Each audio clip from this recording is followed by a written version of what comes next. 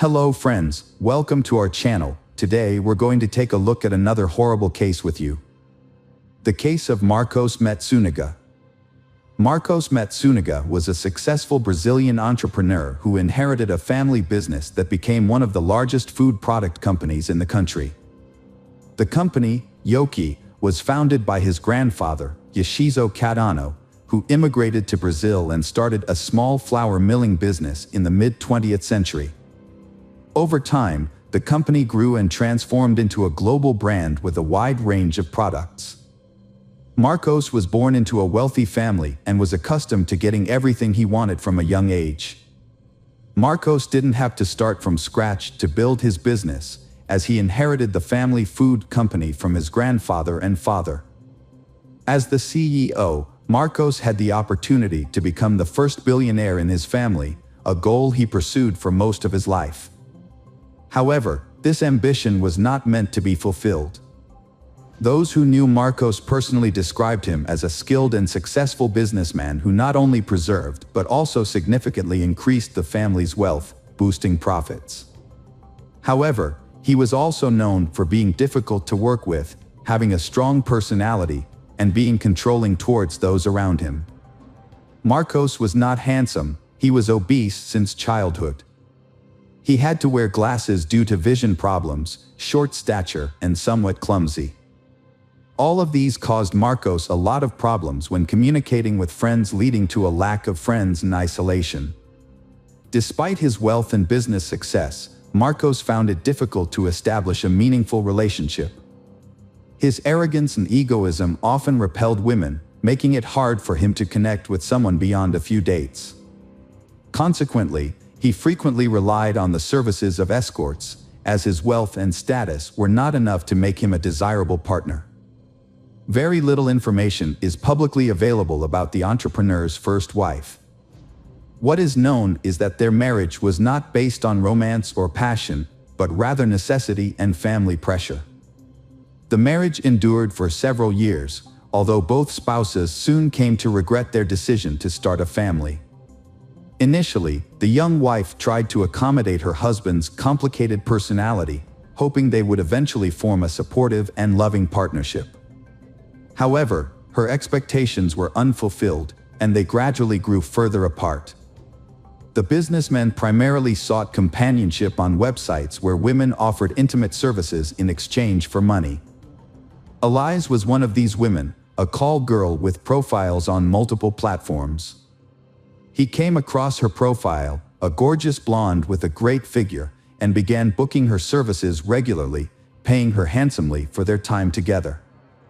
Elise was 6 years younger than him. She grew up in a poor and troubled home in a crime-ridden part of the city. Her family life was unstable, she never knew her father, her mother struggled with addiction, and her mother's partners often had similar issues. As a result, Elisa's childhood was marked by hardship and unhappiness. She was frequently beaten, harassed, and abused by her mother's partners from a young age.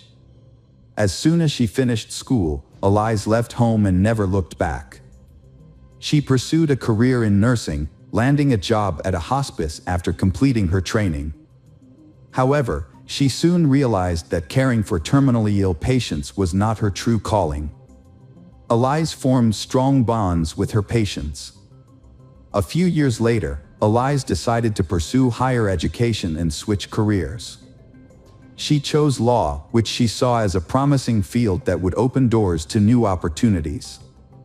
After lengthy preparation, she scored well enough on the entrance exams to gain admission. However, she struggled to pay tuition fees with her limited income as a nurse. Since Elise had no family support, having cut off ties with her relatives after leaving home, she had to fend for herself. To make money, she decided to take advantage of her appearance. She registered on a website that provided intimate services, where she was helped to create an attractive profile. Soon, wealthy customers began to notice Elisa's beauty. Elise worked as an escort to finance her studies and support herself. Once she completed her education and secured a job in her field, she planned to leave the sex work industry. That's when she met Marcos, a regular client who showered her with gifts and openly met with her. Unbeknownst to Elias, their relationship would take a dramatic turn. Marcos, a wealthy married man, would eventually leave his wife for Elias, transforming her rags-to-riches story into a real-life fairy tale. Marcos completely lost himself over Elias, but it's unclear whether Elias actively pursued him or not. After about 6 months, Marcos realized he didn't just want to date Elias, but to be with her long-term. Without hesitation, he filed for divorce from his first wife and began introducing Elias as his fiancée to everyone. Marcos, as a businessman, preferred to keep the true nature of their relationship and Elias's occupation private. So, they came up with a cover story, claiming they met by chance at a cafe. They stuck to this story, even with Marcos's closest relatives and friends, who remained none the wiser. When Elias joined the Matsunaga family, she didn't exactly receive a warm welcome. Her in-laws suspected that she had used her charm to win over Marcos, an older, wealthy, but not particularly attractive man. They believed she was now pretending to ignore his abrasive personality in order to secure her new status. Despite their reservations, no one strongly opposed Marcos's decision to divorce his first wife and marry Elias. A lavish, traditional wedding was planned, complete with a white wedding dress, numerous guests, and a multi-tiered cake. Afterwards, Marcos moved his new wife into his grand, luxurious mansion, where she became the lady of the house. Matsunaga was a well-known collector of luxury items, particularly expensive wines and rare weapons. His house featured a large wine cellar, where bottles were meticulously organized by year and country of origin. Additionally, the house had a secret room dedicated to his collection of firearms and edged weapons, which were proudly displayed on the walls from floor to ceiling. Marcos took great pride in his extensive collections and was always on the lookout for new additions. His home was a treasure trove of antiques, luxury items, and modern art, which were displayed throughout the house, often in a way that was more cluttered than curated. Soon after the wedding, they decided that they were ready to have an heir, but despite all their efforts, Elias did not get pregnant naturally. Then they decided to resort to the procedure of in vitro fertilization, but even here, success awaited them far from immediately. However, when their daughter was finally born, their joy knew no bounds. They devoted themselves to raising their child, making plans for her future, and as she grew older, the family began to travel the world, immersing themselves in different cultures and traditions. Their daughter was a beloved and pampered child, raised with love, care, and every luxury imaginable. When Elias entered his life, she surprised him by showing a willingness to learn about hunting. Together, they visited shooting ranges, where she became proficient in handling firearms. Eventually, they ventured into the woods to hunt wild animals. Elias approached hunting as a competitive challenge, unfazed by the act of taking animal lives. Marcos appreciated her mindset and enjoyed watching her skillfully wield her weapons and stalk prey. Marcos taught Elias various outdoor skills, including how to skin and carve wild animals such as boars, deer, and other forest creatures. Together, they would dissect the animals using large knives, cleavers, and axes to separate the body parts. Unconventionally, the family did not keep traditional pets like cats or dogs. Instead, they kept poisonous snakes in specially designed terrariums that mimicked their natural habitats. This was a long-held dream of Marcos, who had a passion for snakes, but his first wife had never approved of the idea of having a terrarium in their home. Elias had successfully adopted Marcos's unusual hobbies, which had grown on Elias.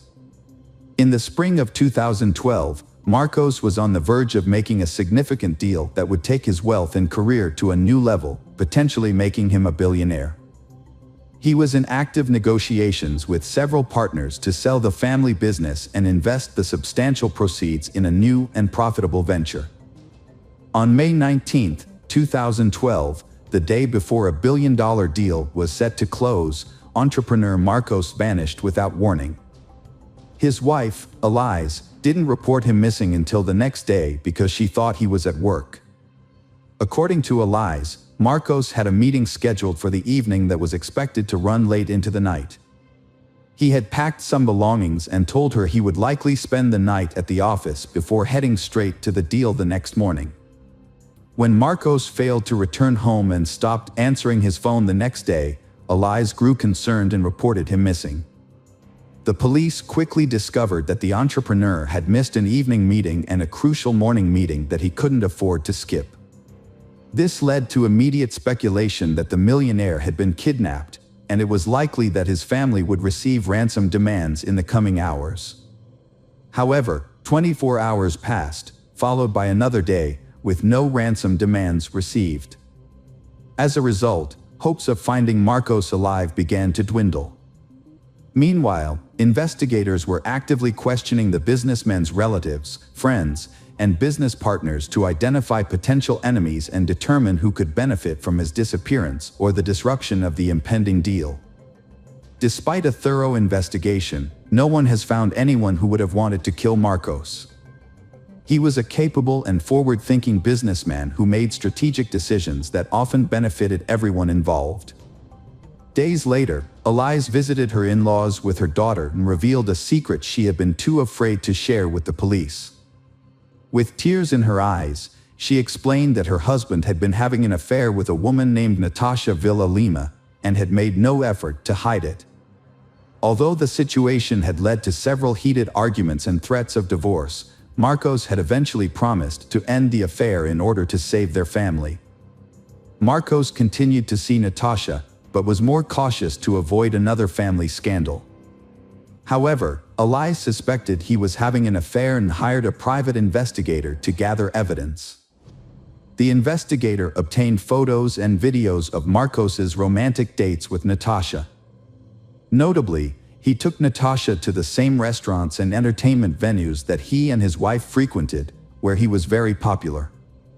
It seemed that Marcos was deliberately showing his disdain for his wife and openly cheating on her without any attempt to hide it. It was later discovered that Natasha Lima was found on the same intimate services website where Marcos first met his wife, Elise. They dated for about 5 months, during which time he showered her with expensive gifts, including a luxury car, and paid her a large sum of money to delete her online profile. Meanwhile, Elise discovered incriminating photos and videos of Marcos's infidelity and showed them to his parents. She also revealed that she had confronted Marcos with the evidence just a day before his disappearance, but instead of apologizing, he abruptly packed his things, informed Elise that he was leaving her, and disappeared without a word. According to Elise, Marcos had simply given in to his passion and abandoned his life to be with his new mistress. However, those who knew him best vehemently disagreed, insisting that Marcos would never abandon his business, which his family had spent decades building, as he was deeply invested in its success. A gruesome discovery was made by a passerby about a week later, when scattered garbage bags were found in a remote area approximately 100 kilometers from the missing Marcos's house. Upon examination of the bags, police discovered human remains which were identified as Marcos Matsunaga, a person for whom an extensive national search was ongoing. Forensic examination concluded the victim had died as a result of a shot to the head before the perpetrator cut and packaged his dismembered remains. Expert assessment also inferred that only an exceptionally skilled practitioner would possess sufficient know-how, steady-handedly controlling either precise butcher's cut tools at convenient knife handles anatomy. The investigation began by reviewing the last known location of the deceased man, Marcos. This led authorities to the luxury residential complex where Marcos lived with his wife and daughter. The complex was equipped with multiple security cameras, which were thoroughly examined. A review of the footage revealed that the evening before Marcos disappeared, he and his wife had ordered food delivery. The elevator camera captured Marcos going down to the first floor to collect the food, returning with pizza boxes in hand. He then entered his apartment and was not seen leaving again that evening, night, or the following day. It appeared as though Marcos vanished into thin air. Elias leaves their apartment with 3 large, heavy suitcases. Investigators, who already had suspicions, take her into custody for questioning. At first, she denies any involvement in her husband's disappearance, sticking to her initial claim that he left her for another woman. However, when shown footage of her moving the suitcases, she breaks down and confesses. According to her, their marriage had been troubled for some time, and her husband had become increasingly abusive. Marcos would constantly humiliate her, criticize her for her past work as an escort, and claimed that she was a bad mother to their daughter. Marcos exerted total control over his wife Elias, not even allowing her to make friends. When she once mentioned divorce, Marcos threatened to leave her with nothing, take their child, and prevent her from seeing him. On the evening of the incident, Elias showed Marcos pictures from a detective, which depicted him with his mistress.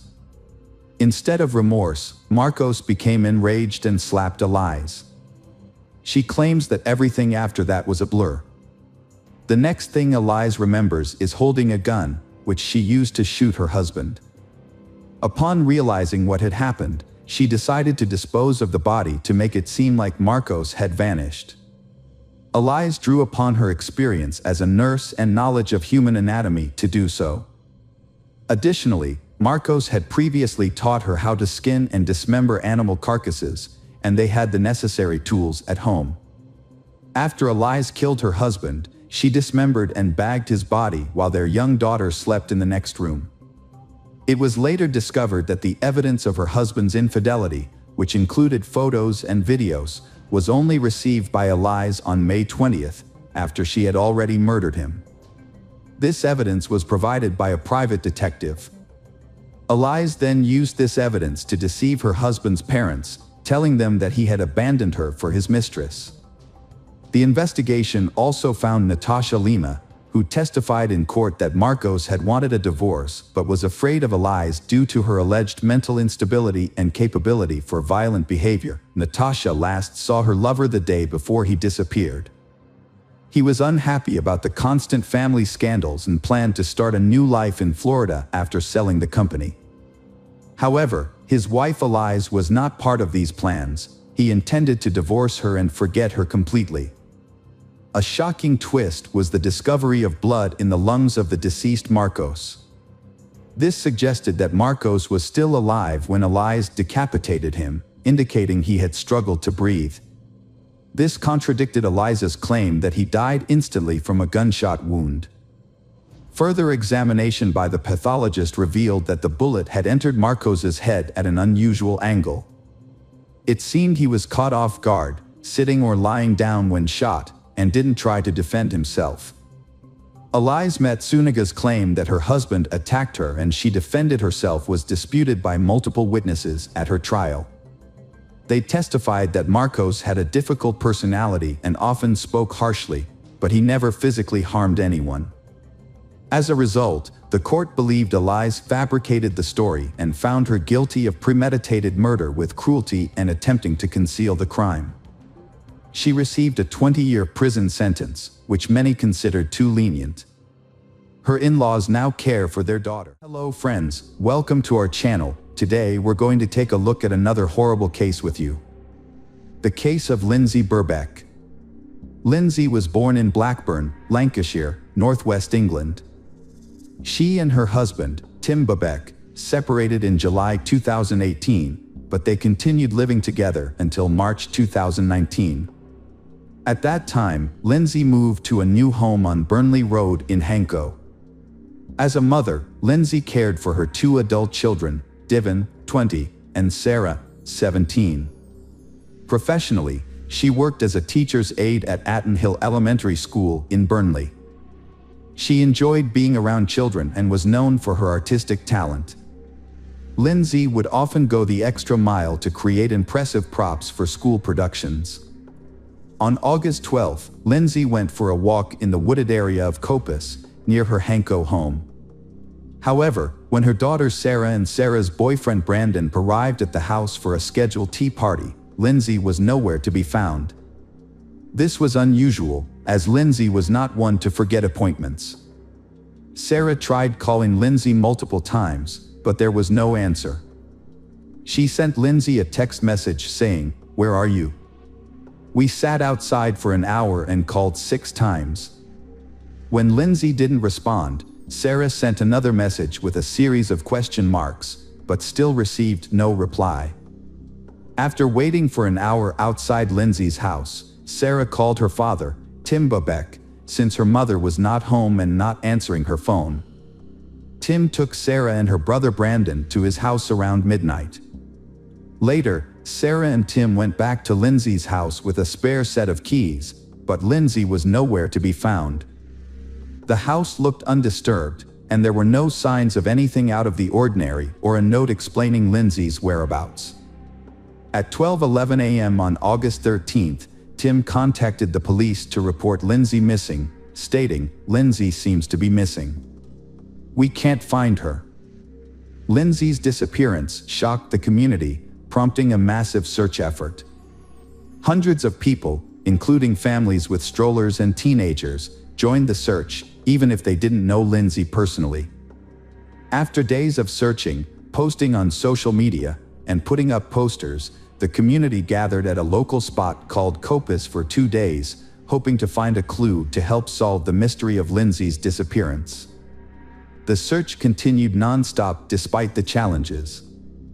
Thousands of posters with Lindsay's picture were distributed throughout the neighborhood. A Facebook group to aid the search gained 10,000 members. Posters soon appeared everywhere, including lamp posts, storefronts, and traffic lights, asking for help in finding Lindsay.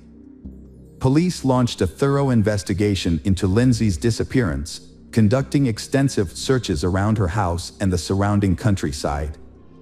A team of specialists, including police officers, dog handlers, firefighters, and mountain rescue volunteers, scoured the area. They also deployed drones and helicopters to cover a wide range, including popular walking and running routes. For days after Lindsay went missing, police released CCTV footage showing her last seen walking along Burnley Road towards Copus at 4:10 p.m. She was wearing a distinctive purple jacket, black leggings, and dark sneakers with white soles. As a week passed since her disappearance, hopes of finding Lindsay alive began to dwindle. Despite the efforts of the police, her whereabouts remained a mystery. However, the police emphasized that there was no evidence to suggest she was the victim of a crime, leaving a glimmer of hope that she might still be found alive. That evening, hundreds of local residents joined forces for the first mass public search of Copus, following a rallying call on social media. A local resident's dog ran into the woods at Errington Cemetery, prompting its owner to follow. The dog didn't respond to its owner's calls, instead hiding its head in the bushes and sniffing at something. As the owner approached, they felt something soft underfoot, which frightened them. A terrible smell and swarming flies surrounded a plastic bag, with what appeared to be a foot visible. On August 24th, Lindsay Bobek's body was discovered 12 days after her disappearance. Her naked body was buried in the cemetery, wrapped in 2 clear plastic bags and mixed with earth and grass, in a shallow grave. With this discovery, the search for Lindsay Bobek was concluded, and a murder investigation officially began. Pathologist Dr. Naomi Carter conducted an autopsy and found that the cause of death was a broken neck, likely caused by a forceful blow from a foot or knee. The trauma was so severe that the entire larynx was crushed. Additionally, it appeared that someone had attempted to cut off the right leg after death, possibly using a saw, leaving a large laceration that cut down to the bone. Due to the poor condition of the body, Dr. Carter had difficulty determining the full extent of the injuries. While she couldn't rule out the possibility of sexual activity on the day of the disappearance, the level of decomposition made it impossible to confirm. Before the body was found, the area had been searched by police and community volunteers for several days, but nothing was discovered. A blue wheelie garbage can was spotted in nearby bushes, but its significance was not yet realized at that stage of the investigation. Volunteers searched the cemetery on August 20th at 9 p.m. and found a dumpster with a dark stain that they suspected might be blood. They took pictures and called the police, who arrived to inspect the dumpster. However, the police officers thought the dark stain was just dirt and noted that the dumpster looked new. With no evidence linking it to Lindsay's disappearance, they left it in place. Other clues were found in the cemetery but weren't immediately considered significant. Christine Alderson, a local resident, discovered a bloody cloth on the grass on August 18th while walking her dogs. She believed the blood was fresh but thought it might belong to a homeless man who often visited the area. Judith Bibby, another dog walker, reported seeing what was likely Lindsay's jacket hanging on a barbed wire fence near the Cardial Hill Trail. On August 25th, investigators returned to the crime scene and discovered a yellow-handled saw and a pair of green heavy-duty gloves near Lindsay's grave. The gloves had blood on them and were sent for forensic testing. The test results showed that the gloves contained the perpetrator's DNA on the inside and Lindsay's DNA on the outside of the left glove. Additionally, investigators found a pair of Lindsay's Skechers sneakers in a blue plastic bag in the cemetery. The shoes had been cut along the sole. Further examination revealed that Lindsay's body was wrapped in plastic sheeting, with foliage and grass that didn't match the cemetery grounds between her body and the sheeting. This led investigators to believe that Lindsay's body had been moved from another location. The discovery of the moved body led detectives to recall a blue trash can that had caught the attention of volunteers. Upon reviewing CCTV footage, police officers made a surprising discovery that left the investigation team perplexed. Several images showed a young man pulling a blue wheelie garbage can in the Burley Road area over the course of a few days. A CCTV camera caught the same individual returning to the cemetery on 4 separate occasions. This footage helped identify a suspect. A video of the young man carrying a trash can down the street, possibly containing Lindsay's body, gained widespread attention. The video was broadcast on the news with a request for help identifying the individual, which proved successful. The individual in the video was identified as Rocky Marciano Rocky, a local resident who lived with his parents and 5 siblings on Winnie Hill Road in Arrington. The Rocky family had resided in this home for approximately 3 decades. Rocky struggled with a range of mental health issues, including autism, attention deficit disorder, and hyperactivity, which he had experienced since childhood.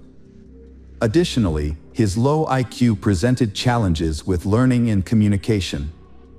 Rocky attended an alternative school in Barnoldswick several days a week, where teachers described him as a quiet and nonverbal student.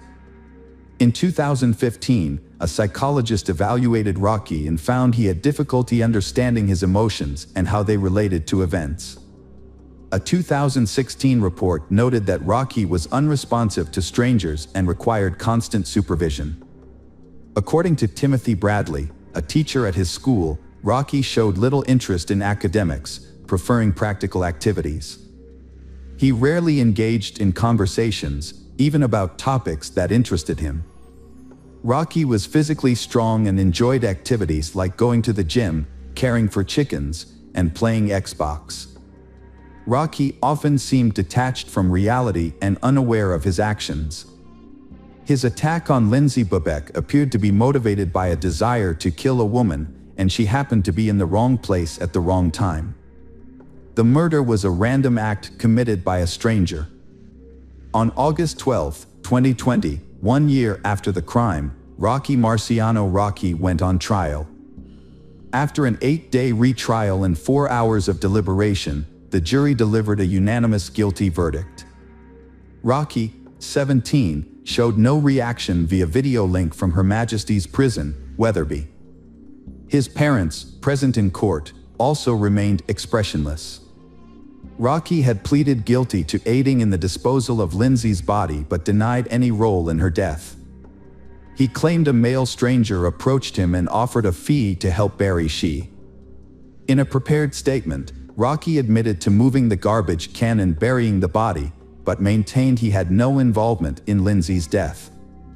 However, evidence collected from his home in Arrington, including identical plastic bags found at Lindsay's grave and a tracksuit matching the one he wore in surveillance footage from August 12, 16, and 17, contradicted his claims. Defense attorney Mark Van Hull stated to the jurors that although Rocky committed a reprehensible act by burying her body in the cemetery, he maintains that Rocky was not responsible for her death, despite the substantial evidence against him. The judge sentenced Rocky to life in prison with a minimum term of 16 years. He will be eligible for release only when the parole board determines he is no longer a danger to society. The judge described the attack as swift and brutal, and stated that Rocky clearly intended to kill a woman who was walking in the area just minutes before Lindsay's murder. Security footage shows that Rocky Price made 2 return visits to the location where Lindsay was killed on the evening of August 12. At 6:55 p.m., he was captured on CCTV carrying a black backpack, likely containing a saw to dismember the victim's body. At 8:28 p.m., he was seen at the same location, where he would eventually dispose of the body. With no visible signs of panic or distress, Rocky Price carried out a calculated plan to dispose of Lindsay's body. He carefully placed it in a blue trash can, wrapping it in 2 plastic bags, before burying it in a shallow grave at Arrington Cemetery. The fact that he stalked another woman before killing Lindsay Bebek indicates that his crime was premeditated, rather than a spontaneous loss of control. Lindsay's funeral took place at St. Margaret's Church in Hapton on September 20th. Over 200 people attended the service, which was briefly interrupted by police stopping traffic on Manchester Road to allow Lindsay's coffin, adorned with flowers, to be carried into the church. The scene was filled with dozens of bouquets from friends, family, and strangers who were moved by Lindsay's story. Hello friends, welcome to our channel. Today we're going to take a look at another horrible case with you. The case of Michelle Williams. Michelle was raised in Hurst, a suburb of Dallas, Texas, alongside her younger sister Laura. After their mother left to pursue a better life, their father took on the responsibility of raising them. However, he struggled to provide for the family, often relying on unstable construction work and seeking solace in alcohol. In an attempt to make ends meet, Michelle's father devised and carried out schemes to obtain easy money. He would take jobs at factories, intentionally injure himself, and collect insurance payouts.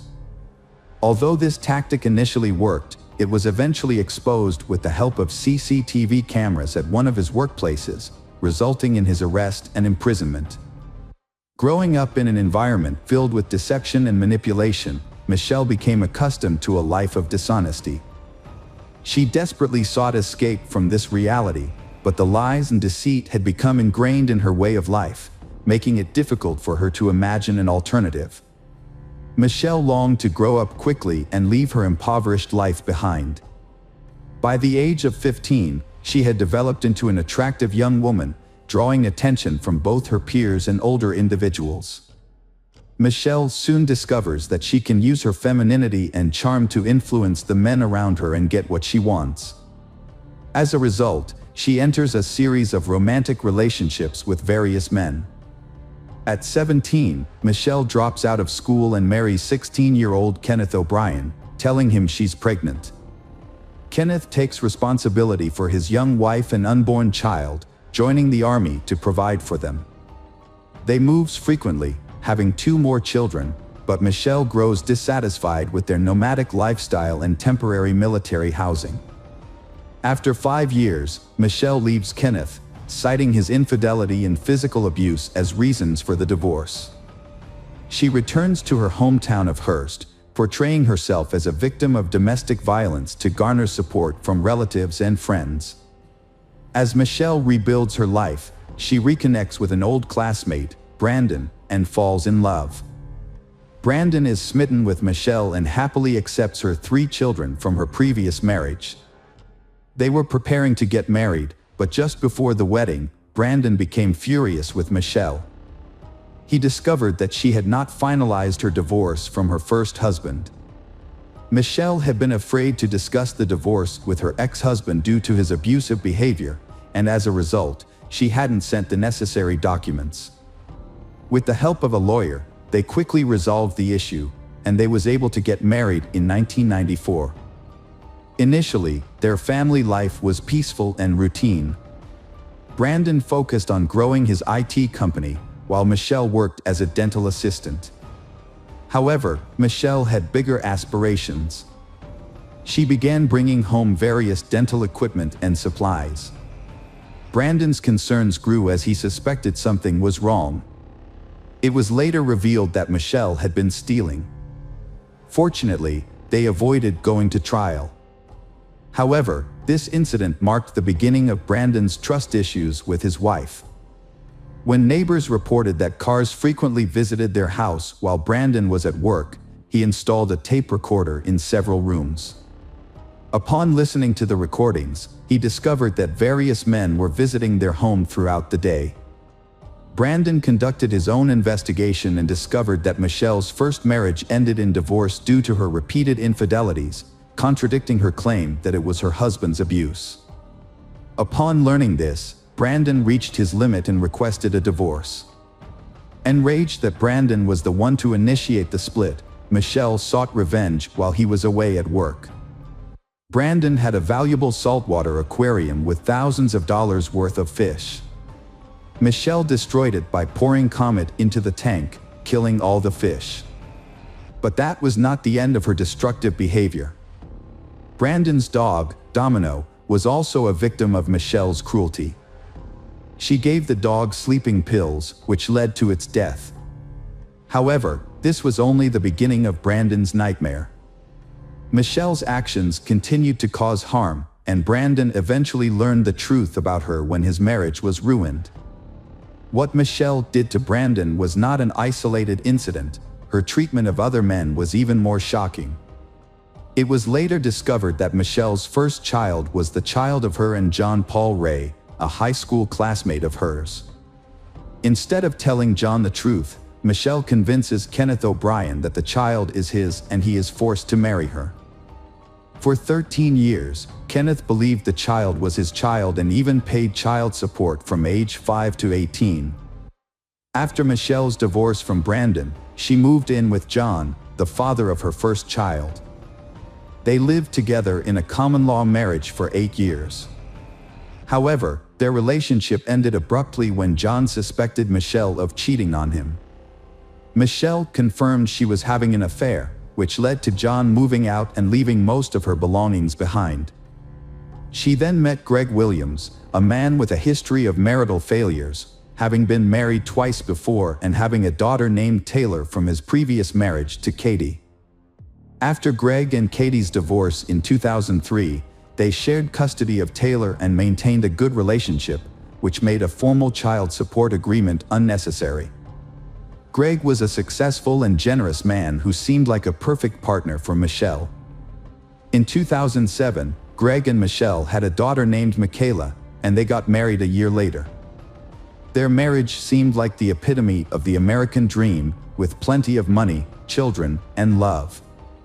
Michelle appeared to have finally achieved the life she had always wanted.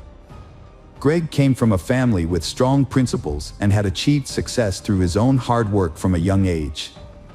He was a sports enthusiast and a black belt in martial arts. Both Greg and Michelle owned guns, which they kept in their home in Keller.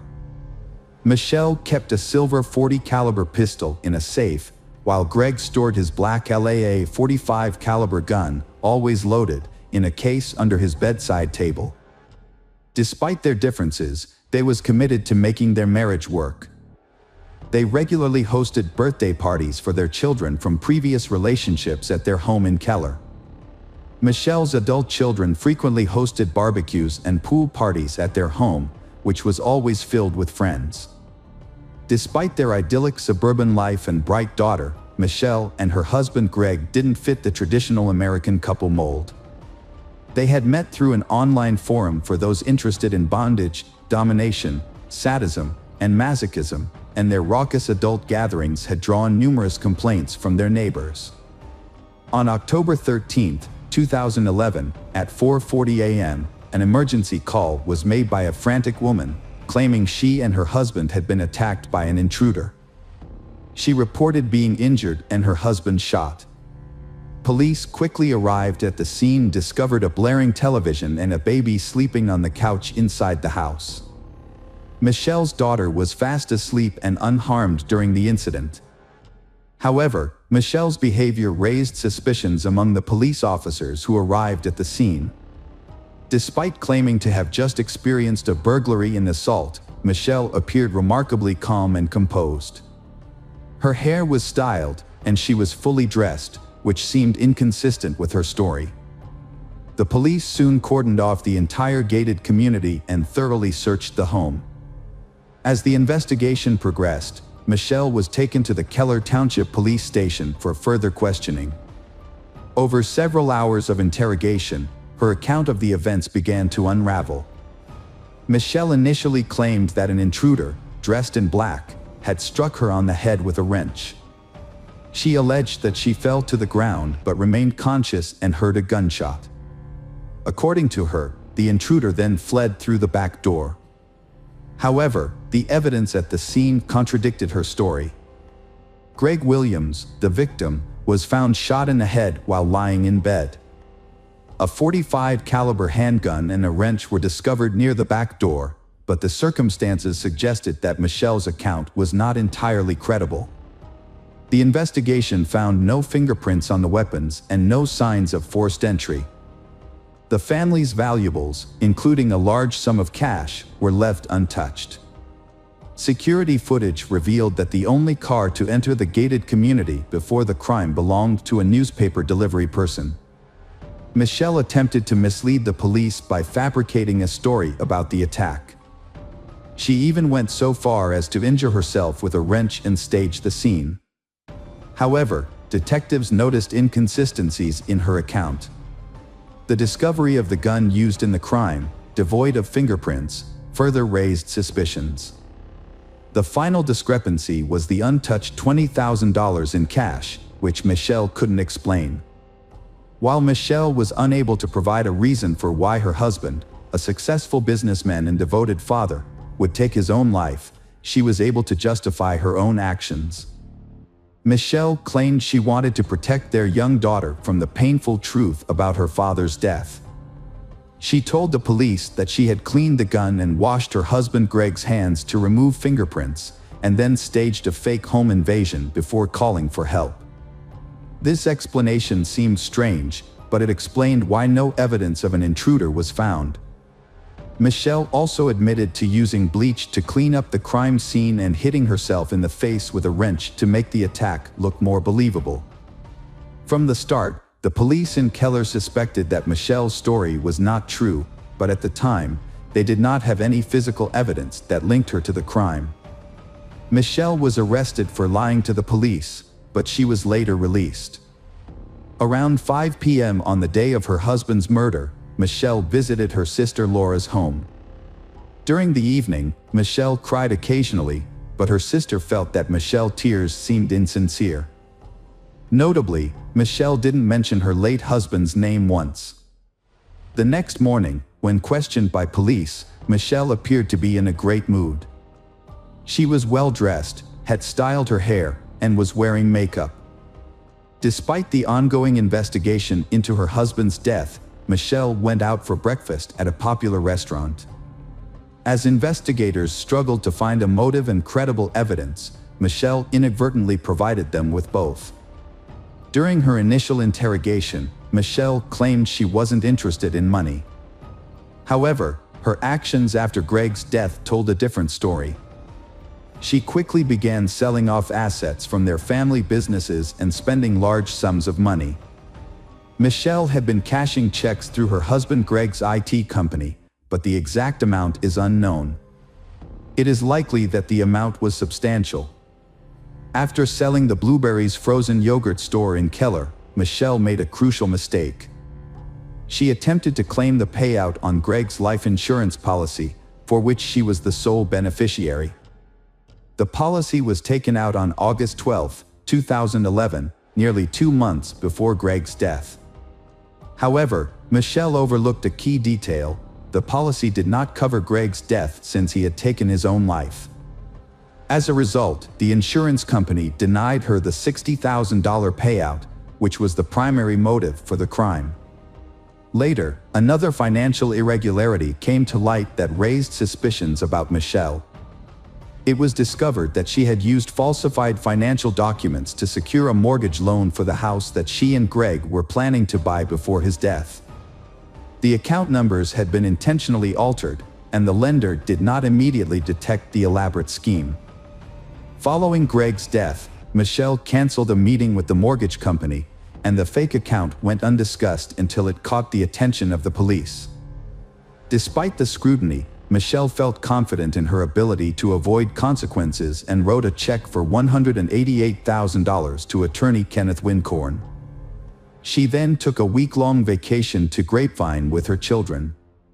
During a 3-month investigation into Greg Williams' death, police uncovered a web of deceit spun by his wife, Michelle. An autopsy revealed that Greg was shot from a distance of 12 to 18 inches. A toxicology report also showed that Greg had a large amount of sleeping pills in his system at the time of his death. Further investigation found no evidence of a break-in or assault on the house. Instead, police determined that Michelle had sedated her husband, turned up the TV volume, and shot him from close range. Their daughter was asleep in her room and did not hear the shooting. On November 3, 2011, the Tarrant County Medical Examiner officially ruled Greg's death a homicide. Michelle Williams was arrested on January 9 while on her way to a fitness center. She was charged with murder, tampering with evidence, and providing a false statement to police. As the sole witness and suspect, Michelle's bail was set at $522,000. However, she spent only a week in custody before being released on a reduced bail of $85,000. Michelle walked out of jail wearing gym clothes and a GPS monitor, accompanied by her new attorney, Kenneth Wincorn. However, this news infuriated Kathy, Greg's first wife, as she had paid Wincorn with money from Greg's estate, which she believed should not be used to defend Michelle, who was accused of killing Greg. According to online court records, Kenneth Wincorn's law firm had handled Greg and his ex-wife Kathy's divorce in 2003, and his name appeared on documents related to the custody agreement for their daughter Taylor in 2008. However, Wincorn later provided evidence showing his company, rather than him personally, had handled Greg's divorce case, which cleared him of the accusations that he had colluded with Michelle. Kenneth Wincorn learned of Greg's murder from an IT company employee. He described the news as shocking. Later, Michelle sought his help after her attempt to profit from Greg's death failed. Michelle changed her name to Shelley and presented herself as a fitness guru on Facebook. She publicly revealed her relationship with Gene Wallace, a friend of her oldest son who is nearly 15 years younger than her. Shelley and Gene opened a fitness club in Bedford and actively promoted it online. Michelle spent the next few months attending court hearings, enjoying her new relationship, and participating in fitness classes while wearing a GPS tracking ankle bracelet. Her courtroom attire often included miniskirts, knee-length boots, and revealing blouses. According to Greg's ex-wife Kathy, Michelle never showed any signs of mourning Greg's death. Rob Conover, a friend of Greg's for over 20 years, attended many of Michelle's hearings. He observed how Michelle skillfully manipulated police officers, portraying herself as an innocent woman in need of protection. On October 9, 2013, 45-year-old Michelle took a plea deal, pleading guilty to tampering with evidence and deadly conduct. Michelle Williams has been sentenced to 18 years in prison for tampering with evidence and engaging in deadly, dangerous conduct. This is a third-degree felony that is only recognized in a few states. Initially, Michelle admitted to cleaning the gun and her husband Greg's body, but the lack of her DNA at the scene raised doubts about the first-degree murder charge. The trial of Michelle Williams, also known as Keller's Black Widow, has begun. Prosecutors allege that she intentionally targeted her husband in 2011 to collect on his substantial life insurance policy. They described the crime as a clearly planned scheme motivated by greed. According to prosecutors, Michelle drugged her husband with sleeping pills and then shot him in the head to collect the insurance payout. Michelle admitted to cleaning the gun and Greg's body, but the lack of her DNA at the scene raised doubts about the first-degree murder charge. In a statement, Michelle's attorney, Kenneth Wincorn, highlighted the challenges in the case due to the thoroughly cleaned crime scene. If the jury finds that Michelle tampered with evidence and cleaned up the crime scene, she could receive a life sentence. During the trial, prosecutors stated that in the hours preceding the violent death, Greg Williams had a heated argument with his wife over financial issues. The altercation escalated to the point where he slapped her for spending a significant amount of money intended for a house down payment. In contrast, Michelle Williams' defense team claimed that Greg Williams took his own life. Defense attorney Clay Graham added that Greg Williams frequently struggled with depression and was known to use sedatives and steroids regularly. Michelle Williams' husband, Greg, was found dead with a self-inflicted gunshot wound. Michelle stated that she attempted to cover up the incident to shield her 4-year-old daughter from the truth. Throughout the court hearings, Michelle maintained a composed appearance but showed some emotional response when presented with photographs of her deceased husband. Michelle planned to blame Greg's ex-wife for the crime, claiming it was due to custody disputes. However, this plan was flawed as there were no actual disputes. Michelle's adult son testified against her, revealing she had asked him to assist in framing Greg's ex-wife. After many hours of deliberation, the jury found Michelle guilty of tampering with physical evidence, a felony offense. She received a harsh sentence, 60 years in prison, with the stipulation that she must serve at least 30 years before becoming eligible for parole. Michelle has not expressed remorse for her actions and continues to evade full responsibility for her crimes. She is currently serving her time at Mountain View Prison in Gatesville, Texas. Hello friends, welcome to our channel. Today we're going to take a look at another horrible case with you, the case of Kelsey Smith. Kelsey Smith was born on May 3, 1989, in Overland Park, Kansas. Kelsey was the third of 5 children in a close-knit family.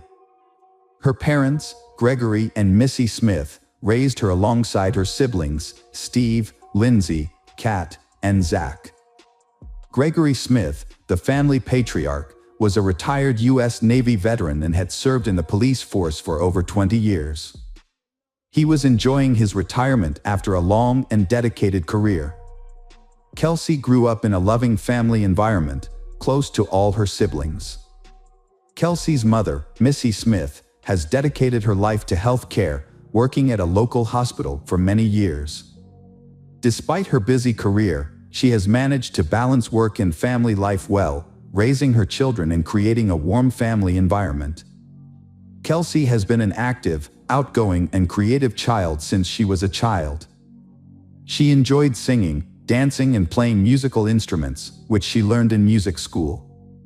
She was also active in school theater and choir performances. Kelsey is also passionate about sports, especially gymnastics and soccer. She often attends sporting events with her father and brother, cheering on her local team. With a great sense of humor and many talents, Kelsey has left a deep impression on those around her. Her love for animals, which began in childhood, inspired her dream of becoming a veterinarian after college. During her senior year of high school, Kelsey found work at the local symphony orchestra, where she played the clarinet at various city events. Through this job, she set a goal of saving enough money within 6 months to buy her first car, a 1987 Buick Regal. Although her parents were concerned that the car was an older model, they offered to contribute to the cost so that Kelsey could buy a newer car from the family budget. However, Kelsey was determined to buy her first car herself, using only her own savings, so she turned down their offer. The Kelsey family prioritized providing their children with a well-rounded education, focusing on education and personal development. They also instilled in their children a strong sense of discipline. The family had clear rules that everyone followed without exception, including sharing their plans and notifying each other if they would be out late. Kelsey demonstrates her adherence to these rules by being punctual, sharing her whereabouts with her parents, and informing them of her social activities. During her senior year, Kelsey began a romantic relationship with John Beer Smith. She describes it as deeply in love and like the relationships depicted in books or movies. They celebrated New Year's 2007 together and have been virtually inseparable ever since. John, who is 1 year older than her, appears to be a responsible and caring partner who treats Kelsey with respect. Both sets of parents approve of their relationship. In May 2007, Kelsey turned 18, graduated from high school, and was accepted into a prestigious university in Kansas to study veterinary medicine. This was one of the happiest times of her life. However, these happy days did not last long. Kelsey attended parties with her classmates to celebrate the end of high school and enjoyed spending time with John. At this point, Kelsey had achieved everything she wanted, got into her dream college, and was in a fulfilling relationship with a wonderful partner who was planning to propose. Her life was bright and happy. However, her disappearance from a shopping mall parking lot on June 2, 2007 changed everything. Kelsey and her boyfriend John were about to celebrate a big milestone, 6 months of dating. To make it special, John planned to propose with a custom-made engagement ring and had booked a romantic dinner for they of them. Unaware of John's plans, Kelsey also wanted to surprise him with a gift. That Saturday, she got ready, drove to a nearby Target Corporation store, and called her mother around 7 p.m. to say she had found the gift but needed a special bag for it. Her mother suggested checking the mall across the street from Target Corporation for a romantic gift bag. Kelsey thanked her mother for the advice and promised to be home soon. John was supposed to pick her up at 8 o'clock. However, after that conversation with her mother never heard from Kelsey again. Kelsey failed to return home. When John arrived at 8 with a large bouquet of flowers, he was shocked and frightened to discover Kelsey's absence. Her parents were equally terrified, as it was unlike Kelsey to ignore phone calls and texts. She had vanished in a busy area during the daytime, and no one had witnessed her disappearance. Kelsey's father and 2 eldest siblings began searching for her. They found her car parked at the Oak Park Mall, which gave them a glimmer of hope that she might still be inside the mall for some unknown reason. However, after thoroughly searching the mall, inquiring with salespeople and security guards, they concluded that Kelsey was not there. Upon returning to the car, they found it undisturbed with no signs of struggle or violence. Kelsey's father, a former police officer, decided not to touch anything to preserve potential evidence, as the car might be part of a crime scene. Kelsey's parents reported her missing to the police the same day, but the police were initially hesitant to start searching right away. They explained that since Kelsey was 18, she wouldn't be considered missing until 24 hours had passed. However, Kelsey's father, who had connections, insisted on an immediate search. He also asked hospitals in the city if a woman matching Kelsey's description had been admitted. That evening, the police interviewed Kelsey's family and John to confirm their whereabouts and rule them out as suspects, a standard procedure in missing person cases. The police also reviewed surveillance footage from the Target store, which showed Kelsey entering the store, browsing, making a purchase, and leaving while talking on the phone to her mother. She was asking her mother about a gift bag and then drove to the Oak Park Mall across the street, as her mother suggested. Kelsey parked her car near the side entrance of the mall, close to the wall. Her car was inspected by experts and appeared to be untouched from the outside. The gift for John was on the passenger seat, and her backpack with personal items, including a tablet and wallet with $300 in cash, was in the back. Since everything was still inside, robbery was quickly ruled out as a motive. It appears Kelsey only left with her credit cards and phone as everything else was still in the car. There were no signs of struggle, blood, or damage, and the only unknown fingerprint was found on the driver's seatbelt, which did not belong to Kelsey, her family, or boyfriend. The investigation tried to track Kelsey's location through her mobile phone signal, but the device was inaccessible, possibly turned off or damaged. Despite this, it was possible to determine the last known location of the phone to narrow the search area. However, Verizon Communications, the wireless carrier, delayed providing the necessary data for several days. Instead of refusing to cooperate, the company kept promising to look into the matter, which effectively slowed down the process. In 2007, telecom companies were permitted to keep subscriber information from law enforcement, including police and FBI, without a court order. They based this on data protection laws. Not even situations where someone's life was in danger were exempt from this rule. A closer look at surveillance footage revealed a disturbing detail: a mysterious stranger was stalking Kelsey. The man initially did not attract attention because he kept a safe distance and did not interact directly with Kelsey. He was a Caucasian man between the ages of 20 and 25 with dark hair, short and a light beard, wearing a plain white t-shirt and black shorts. He followed Kelsey into the Target store about 30 seconds and continued to follow her from a distance as she browsed the various sections. The surveillance cameras captured his movements, and his behavior was later described by the prosecution as similar to a predator stalking its prey.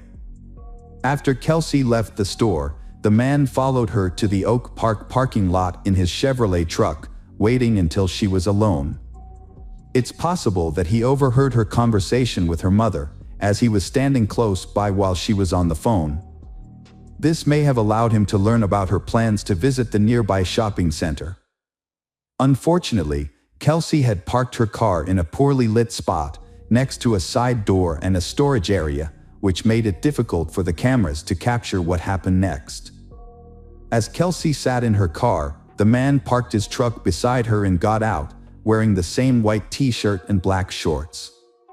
The stranger came up to her on the driver's side and, likely threatening to harm her, forced her to get behind the wheel of his Chevrolet. The truck then drove away in an unknown direction. Due to Gregory Smith's connections and experience, he believed that the more attention and coverage the case received, the higher the chances of finding their daughter and bringing the perpetrator to justice. As a result, the story was featured in both national and international media, including the popular show, America's Most Wanted. When surveillance footage showed the stranger following Kelsey, the clearest images of his face were broadcast on the news, urging viewers to come forward if they recognized him. The police received calls from people claiming to have seen the man in various cities and states, although most of these reports turned out to be incorrect. Each lead was investigated. On June 6, a woman named Mrs. Miggs called the police, stating that she recognized her neighbor, Edwin Hall, from the footage. Initially, she had hesitated to report it due to doubts, but the information about the truck removed her last doubts, as Edwin owned an old 1970s Chevrolet. On June 6, 2007, two significant events occurred in the investigation. The police received crucial data from Verizon Communications about the last known location of Kelsey's phone signal. This information pinpointed a specific cell tower, allowing the police to establish a 1.1-mile search radius to the north. Within 45 minutes of starting the search, Kelsey's body was found in the brush near Longview Lake, Missouri, about 30 meters from where she was abducted. The medical examiners determined that she had been brutally assaulted and strangled with her own belt. Kelsey's body was discovered without clothing, except for the belt used to strangle her.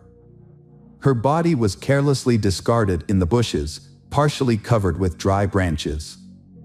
Over the 4 days it lay exposed to the June sun, her remains were severely disfigured by insects and wildlife, making them almost unrecognizable. Despite the state of her remains, the examination confirmed that the body was indeed Kelsey Smith. The second major event on June 6 was the arrest of the main suspect. When police arrived at his residence, he remained calm and acknowledged that his friends called him Jack. He agreed to provide a statement at the police station. During the interrogation, Edwin Hall claimed he had never seen Kelsey before, even when shown a photograph of her. When presented with surveillance footage from the store that showed him following her, he insisted that he had only visited Target for personal reasons and hadn't noticed her. He suggested that their appearance together in the footage was just a strange coincidence. Despite being shown irrefutable evidence, Edwin seemed confident that he had covered his tracks and couldn't be held accountable. He had thoroughly cleaned his van and had used protection during the assault, leaving no DNA evidence behind. However, Edwin agreed to cooperate with the investigation and provided his DNA sample and fingerprints. A crucial piece of evidence emerged when his fingerprints matched those found on Kelsey's car's seatbelt buckle. A thorough search of his home also revealed a hidden air pistol with Kelsey's DNA on the barrel. Edwin was officially charged with abduction, assault, and murder.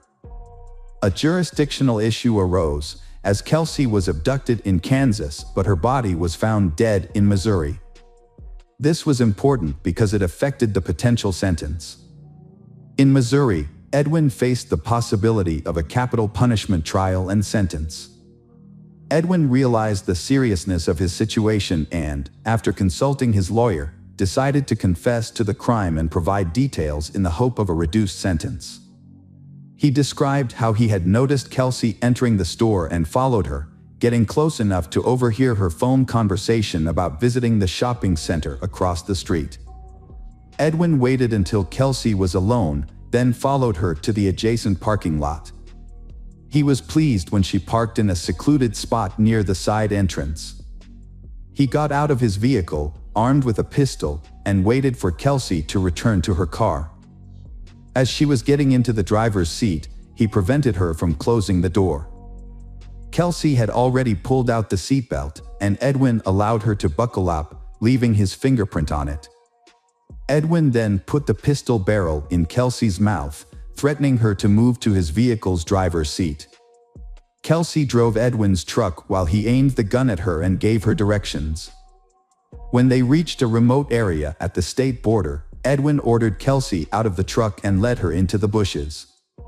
There, he assaulted and strangled her with the belt, then covered her body with branches. He thoroughly cleaned his truck to eliminate any evidence of Kelsey's presence, including fingerprints and DNA. He then hid the pistol, which had Kelsey's saliva on it, in his home, believing it would never be discovered. When questioned about his motive, Edwin failed to provide a clear answer, instead making a comment about the victim's physical appearance. During the investigation, several other women and girls came forward, revealing a pattern of abuse and harassment by Edwin. Further investigation uncovered more instances of Edwin's wrongdoing, including coercing a 14-year-old neighbor into intimacy, harassing a waitress, and fleeing a restaurant without paying. These findings led to additional charges, including corruption of a minor, harassment, and theft.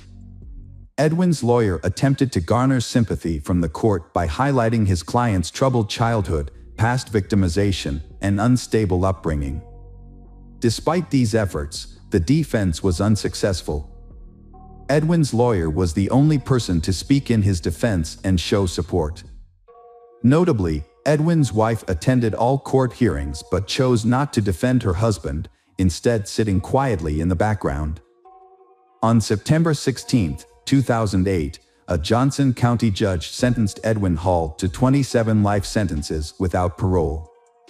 After hearing the verdict, the defendant apologized to the Kelsey family for his actions and broke down in tears. He is now serving his sentence at the Hutchinson Correctional Facility in Kansas. Hello friends, welcome to our channel. Today we're going to take a look at another horrible case with you, the case of Banaz Mahmud. Banaz Mahmud was born on December 16, 1985 in Iraq. She comes from an Iraqi Kurdish family with strong religious traditions. Her parents, Mohammed Babakar Mohammed and his wife, had 6 children, 1 son, Bahman, and 5 daughters, Baza, Beel, Han, Jaban, and Banaz. They lived in a rural tribal area in Iraqi Kurdistan, adhering to traditional values, especially regarding women's roles. In 1995, when Banaz was 10 years old, her family moved to the UK. However, this change in location did not alter their deeply held religious and traditional views. Despite being in a more liberal European country, the family continued to reject modern opinion and lived within their tight-knit religious community. At 17, Banaz was forced into a marriage with a man 10 years her senior, who had recently arrived from Iraq. He did not speak English and lacked basic literacy skills. Banaz having met her future husband only 3 times before the wedding. Banaz, described as a girl with brown eyes, long dark hair, and a kind smile, followed tradition and moved into her new husband's home, despite him being a stranger to her. From the start, Banaz suffered physical and emotional abuse at the hands of her husband. Despite having lived in the UK and being aware of her rights, she was trapped in a cycle of violence. She tried to leave her husband multiple times, but her family forced her to return, as it was considered a disgrace for the entire Mohammed family. With no support from her relatives, Banaz turned to the police twice, but they failed to take action, leaving her vulnerable to further abuse. In July 2005, after 2 years of marriage, Banaz finally escaped her husband's house and returned to her parents' home. After leaving her husband, Banaz felt a sense of freedom. She met Ramith Soleimani, and they fell deeply in love. However, they had to keep their relationship a secret. They would only communicate twice a day, exchanging messages in the morning and evening. Ramith was unlike the men surrounding Banaz, as he was calm, wise, and courteous. He treated she with great respect and kindness, instantly winning her heart. Before long, they began envisioning a future together, discussing wedding plans and a happy family life. They even chose names for their potential children. These joyful dreams brought Banaz happiness and gave her the strength to cope with the hatred and aggression from her family. In early October 2005, Banaz was walking down the street when she noticed a car following her. She recognized the people inside as Kurdish migrants sent by her father. Knowing her family's history, Banaz became terrified for her safety. On October 10, 2005, Banaz visited the police station again. During a 2-hour conversation, she shared detailed information about her life with her husband, including the physical abuse she suffered, her family's resentment, and the recent surveillance. She told the police that her husband had repeatedly beaten her, and during one incident, he nearly knocked out her tooth because she dared to call him by his first name in public. Banaz had previously informed the police that she feared for her life, but her concerns were ignored. The police failed to investigate her claims, neglecting to interview her family and husband to verify the accuracy of the information. She was told to contact them again if she felt threatened. Banaz and her boyfriend, Ramith, secretly met for about 2 months without being detected. However, in early December 2005, they were spotted by members of her family near a London subway station. This information was immediately reported to her father. That evening, her male relatives gathered at the family home, where they discussed her actions and deemed them unacceptable. Her uncle, Ari Mohammed, declared that Banaz should be killed to restore the family's honor. Banaz overheard this conversation. Following this, Banaz went to the police again and explained that she had been under surveillance for months. She also told them that her family intended to kill her. She provided a list of 5 family members who were involved in the plot, but the police did not take her seriously.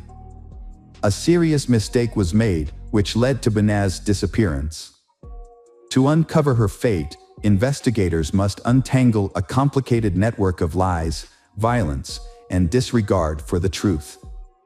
2 weeks later, Benaz's father deceives her into visiting a relative's house, promising to discuss her divorce.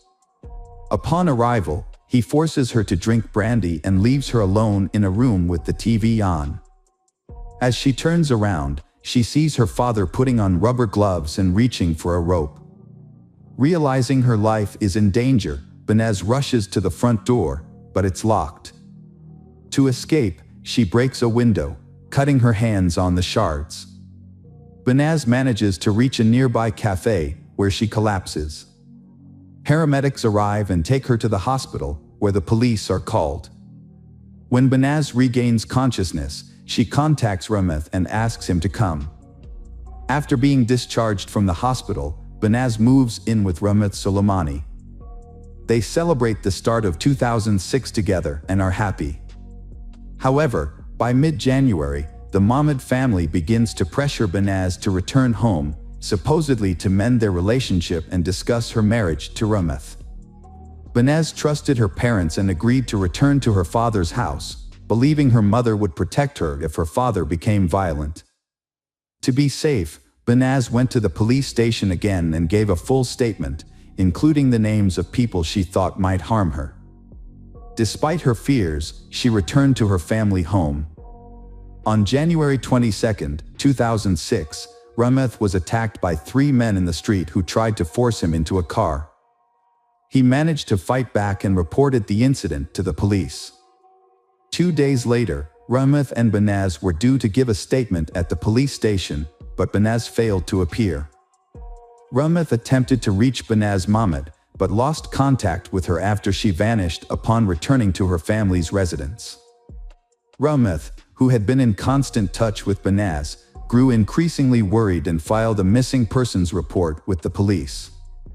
After numerous appeals, the police finally took action.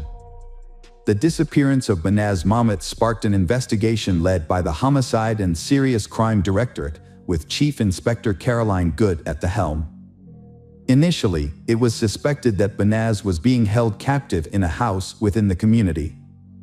To locate her, Inspector Good organized an extensive search of linked to the Mahmoud family. Benaz's father, uncle, and ex-husband were brought in for questioning as suspects.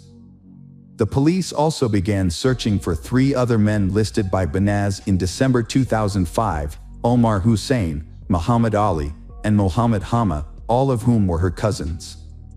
However, when the police searched the neighborhood and tried to question her family members, and the family refused to cooperate with the investigation into her disappearance. Police found no photos of Benaz at her family's home, and her family's complete lack of concern shocked officers. Caroline Good then focused on 30 individuals, all of whom were arrested and questioned. During the investigation, over 20 vehicles and 300 cell phones were seized from those involved. Every person questioned attempted to hinder the investigation, providing conflicting accounts of Benaz's whereabouts.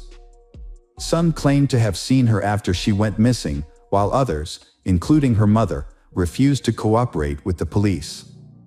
Some even suggested she was in hiding. Realizing that no one would cooperate voluntarily, Caroline Good obtained permission to bug the cells of those arrested. At that point, Benaz's father, her uncle, and Mohammed Hama remained in police custody. 2 other men under investigation had managed to escape to Iraq. The detectives were horrified when they received the initial wiretap results. Not only did the 3 arrested men show no remorse, but they also took pleasure in recounting the details of Benaz's death. Their conversations revealed that on January 23, the Mahmoud family intentionally left their home, allowing Omar Hussein and Hama to enter. Once inside, they attacked Benaz, subjecting her to a 2-hour ordeal of beatings and violence. As the torture came to an end, Hama wrapped a cord around Benaz's neck and strangled her. When recalling the final moments of Benaz's life, Hama couldn't contain his laughter. However, it was Mohammed Hama's admission of being present when Rameth was threatened that became the turning point in the case. While Hama was being held in a cell awaiting trial, his phone conversations were secretly recorded. Caroline Good listened to these recordings with growing horror as the suspect proudly described the gruesome details of the murder. In the recordings, Halma provided a detailed account of what they did to Banaz. Despite being terrified and vomiting, Banaz remained silent. Halma then wrapped the rope around her neck 3 times, pulling it so tight that it dug into her skin. As he continued to speak with excitement, he placed his feet on her back and pulled and tugged on the rope. Banaz clung to life until her last breath. It took the perpetrators over 30 minutes to kill Banaz. The brutality of the crime was too much for Caroline Good and the detectives, and they couldn't hold back their tears. Banaz's cousin, Dana Amin, 30, was present in the house and helped the perpetrator put Banaz's body in a suitcase. Muhammad Ali then dragged the suitcase out of the house to a waiting car nearby. Halma revealed that a police car drove by, but the officers didn't notice the suitcase, which had hair and an elbow protruding from it. The very people meant to protect Banaz were involved in plotting her murder. They strangled her with a shoelace, stuffed her body into a suitcase, and took it outside of London. Snippets of conversation mentioned a derelict house with a garden in Birmingham. Caroline Good used the information gathered and matched it with the movement data from the arrested suspects' phones to identify the search area. Due to the vastness of the area, the search could have taken a long time. During a conversation with the suspects, one of them suddenly turned to the other and asked if they had put the freezer back where it originally was. This sparked an idea for Caroline Good, now knew what to look for. A police helicopter was deployed to scan the area and spotted a house with a backyard filled with trash, including a white oblong object resembling a freezer that stood out among the black garbage bags. Upon closer inspection of the suspicious house, the officers' suspicions were confirmed. The police officers began digging, but as the hole reached shoulder depth, they were on the verge of giving up, all except Caroline Good. She recalled the words of Mohammed Hama, who had boasted to relatives that he had buried the victim so deep that she would only be found with the help of an informant. Caroline Good convinced the team to extend the search for another day. On the evening of April 28, 2006, their persistence paid off, and the suitcase was finally found. Unfortunately, Banaz's remains were in extremely poor condition, making it necessary to rely on dental records and DNA samples for identification. Her body was discovered folded into a fetal position, hidden in a suitcase and buried beneath a freezer in the garden of a Birmingham house. On May 1, 2006, the suspects were formally charged with the crime. However, they displayed no remorse, convinced that their actions were justified. Mohammed Hama even claimed that the case would not go to trial, as he believed he was simply carrying out an act of retaliation. Meanwhile, Caroline Good faced renewed opposition from the Kurdish diaspora community. Following the discovery of Banaz's remains, numerous individuals came forward to provide alibis for the suspects, claiming that they were in public on the day of the alleged and therefore could not have committed the crime. Approximately 50 individuals were involved or connected to Banaz's death in various capacities. Reflecting on the events, Caroline Good recalled feeling intense anger, disgust, and contempt for the men involved. She noted that 50 men had participated in the murder of one woman, and they took pride in their actions, which they saw as a demonstration of their masculinity. In March 2007, the trial against Mahmoud Babakar Mahmoud, Ari Mahmoud, and Mohammed Hama began at London Central Criminal Court. Prosecutor Victor Temple described the crime as a cold-blooded and heartless execution that was orchestrated by the victim's father and uncle. In June 2007, a jury delivered finding all 3 defendants guilty of the charges and ineligible for leniency. The sentences handed down were severe. The father received a life sentence with a minimum of 20 years, the uncle was given life with a 23-year minimum, and cousin Mohammed Hama also received a life sentence with a minimum term of 17 years. Judge Brian Barker was scathing in his delivery of the verdict, stating, "You decided that your so-called family honor needed to be restored, which meant she had to die and her memory erased. This is a heinous and heartless crime. What kind of honor is it when a father prioritizes his social status over the life of his own child? A mere 4 months after the trio's conviction, London police were informed that Muhammad Ali had been arrested in Iraq for a crime committed against a young boy. Muhammad Ali had taken his own life. Omar Hussein, the last of the 5 perpetrators, had been hiding in rural Iraq, attempting to avoid public detection. However, in December 2009, he was shot in the leg during an altercation with one of his brothers and required medical attention. Upon arriving at the hospital, police were notified and subsequently arrested him. Initially, Omar Hussein denied being in London in 2005, thereby claiming innocence in Banaz's death. But UK Social Security records revealed that he had been receiving refugee benefits during that time, contradicting his statement. The court ultimately sentenced him to life imprisonment with a minimum term of 21 years. Dana Amin was given an 8 years prison sentence for his role in disposing of Banaz Mahmoud's body and hindering the investigation. A recorded interview with Banaz at a police station implicated her family in the crime.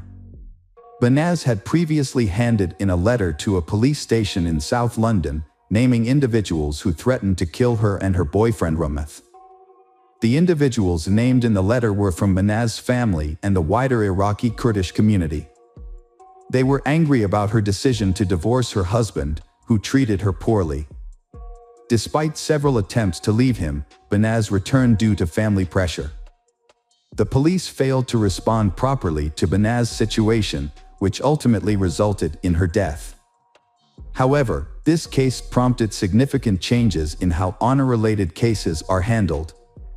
An inquiry into police misconduct was launched after Banaz's death, and an independent commission investigated 9 police officers for their inadequate response to her allegations. 7 officers received reprimands, and 2 were dismissed. It is essential to recognize the tireless efforts of Caroline Good and her team, who successfully located Banaz's body, secured the conviction of her father and uncle, and brought the escaped perpetrators back from Iraq. Banaz was laid to rest at the Merton and Sutton Joint Cemetery in Morden. A memorial service was held in her honor on June 26, 2007, at the MN Auditorium, followed by the installation of a granite memorial headstone at her gravesite. The memorial was attended by a small group of people, including Rameth Soleimani, Caroline Good, and Banaz's 2 sisters. Notably, Banaz's family did not attend either service. Rameth Soleimani, who had been living in the UK under witness protection, was profoundly affected by Banaz's death. He penned a heartfelt letter expressing his love and grief, describing Banaz as the love of his life and his entire world. Unfortunately, his pain and suffering continued, and in May 2016, 10 years after the tragedy, he took his own life. This was his 3rd attempt to end his life, a devastating consequence of the trauma he had endured. Hello friends, welcome to our channel. Today we're going to take a look at another horrible case with you, the case of Kaylee Mandotti. Kaylee Mandotti was born on August 20, 1998, in Webster, Texas, to parents Tack Mandotti and Allison Steele. Her family enjoyed a comfortable lifestyle, with her mother working as a scientist and her father serving as an international executive director at MGM Resorts. Following her parents' divorce, Kaylee's mother, Allison, married NASA engineer Lawrence Buten, who resided in Houston. Although Kaylee's parents were separated, she maintained a close relationship with her father and regularly stayed in touch. Her stepfather, Lawrence, adored Kaylee and became a loving second father figure to her. Kaylee was an exceptional individual, cherished by her family and friends. She excelled as a student, team member, sister, and companion, spreading joy with her infectious laughter and kind heart.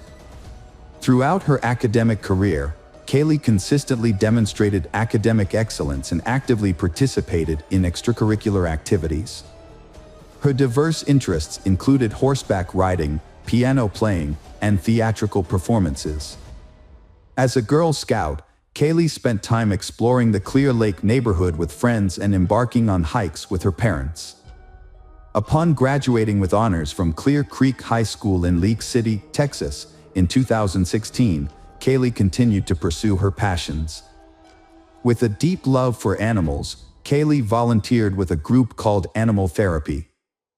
Her adventurous spirit drove her to seek out new experiences, and she aspired to try extreme sports and explore uncharted territories, always seeking thrilling experiences that brought her joy.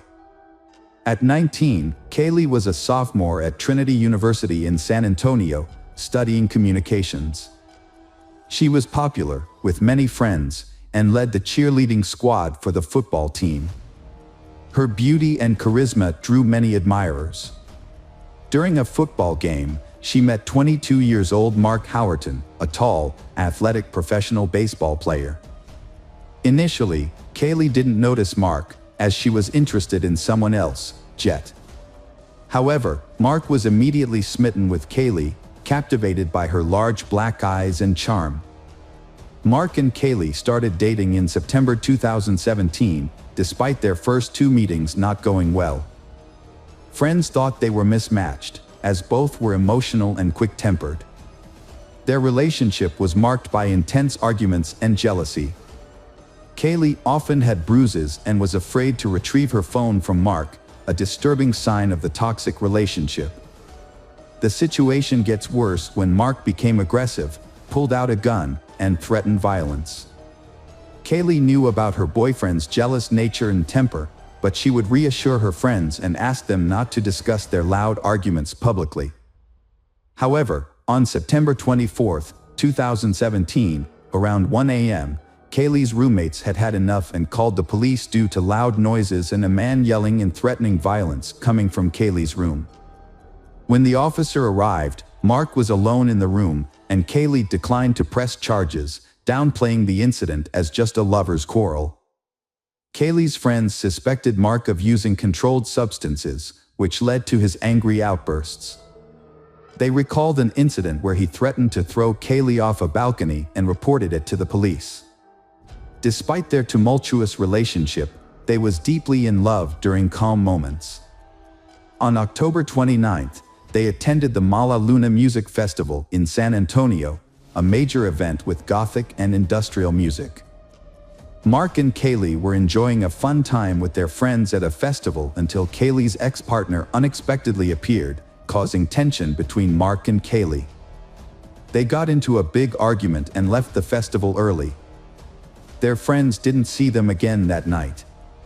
6 hours later, Mark pulled up to a hospital in his black Mercedes, frantically seeking help. The medical staff found Kaylee unconscious and partially undressed in the front seat. The car was a mess, with her clothes scattered everywhere, and she was slumped forward, unresponsive. The hospital staff rushed Kaylee to the emergency room, where Mark revealed that they had taken illegal substances before the festival. This information helped doctors treat her for a possible overdose. Kaylee was then transferred to a specialized medical facility in Kyle, Texas, where a nurse with expertise in intimate assault cases examined her. The nurse found additional bruises on Kaylee's arms, legs, and ear. Further examination revealed that Kaylee had suffered blunt force trauma to the face and head, which ultimately led to her death. It became clear that Kaylee had been Kaylee of a fatal assault. Police launched an investigation into the death of Kaylee Mendotti, focusing on Mark as the primary suspect since he was the last person seen with her on the night of her death.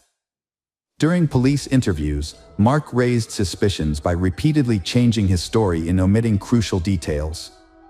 Surveillance footage revealed that he and Kaylee had been to places that Mark had not mentioned in his account. As the investigation continued, it was discovered that Mark had a history of aggressive behavior towards Kaylee, according to her friends and family. One of her sisters even expressed fear of him. The police uncovered previous incidents of violence between they, including an instance where Mark hit Kaylee's head against a car window and vandalized her dorm room at Trinity University. When Kaylee's parents learned about Mark's history of abuse, they were devastated.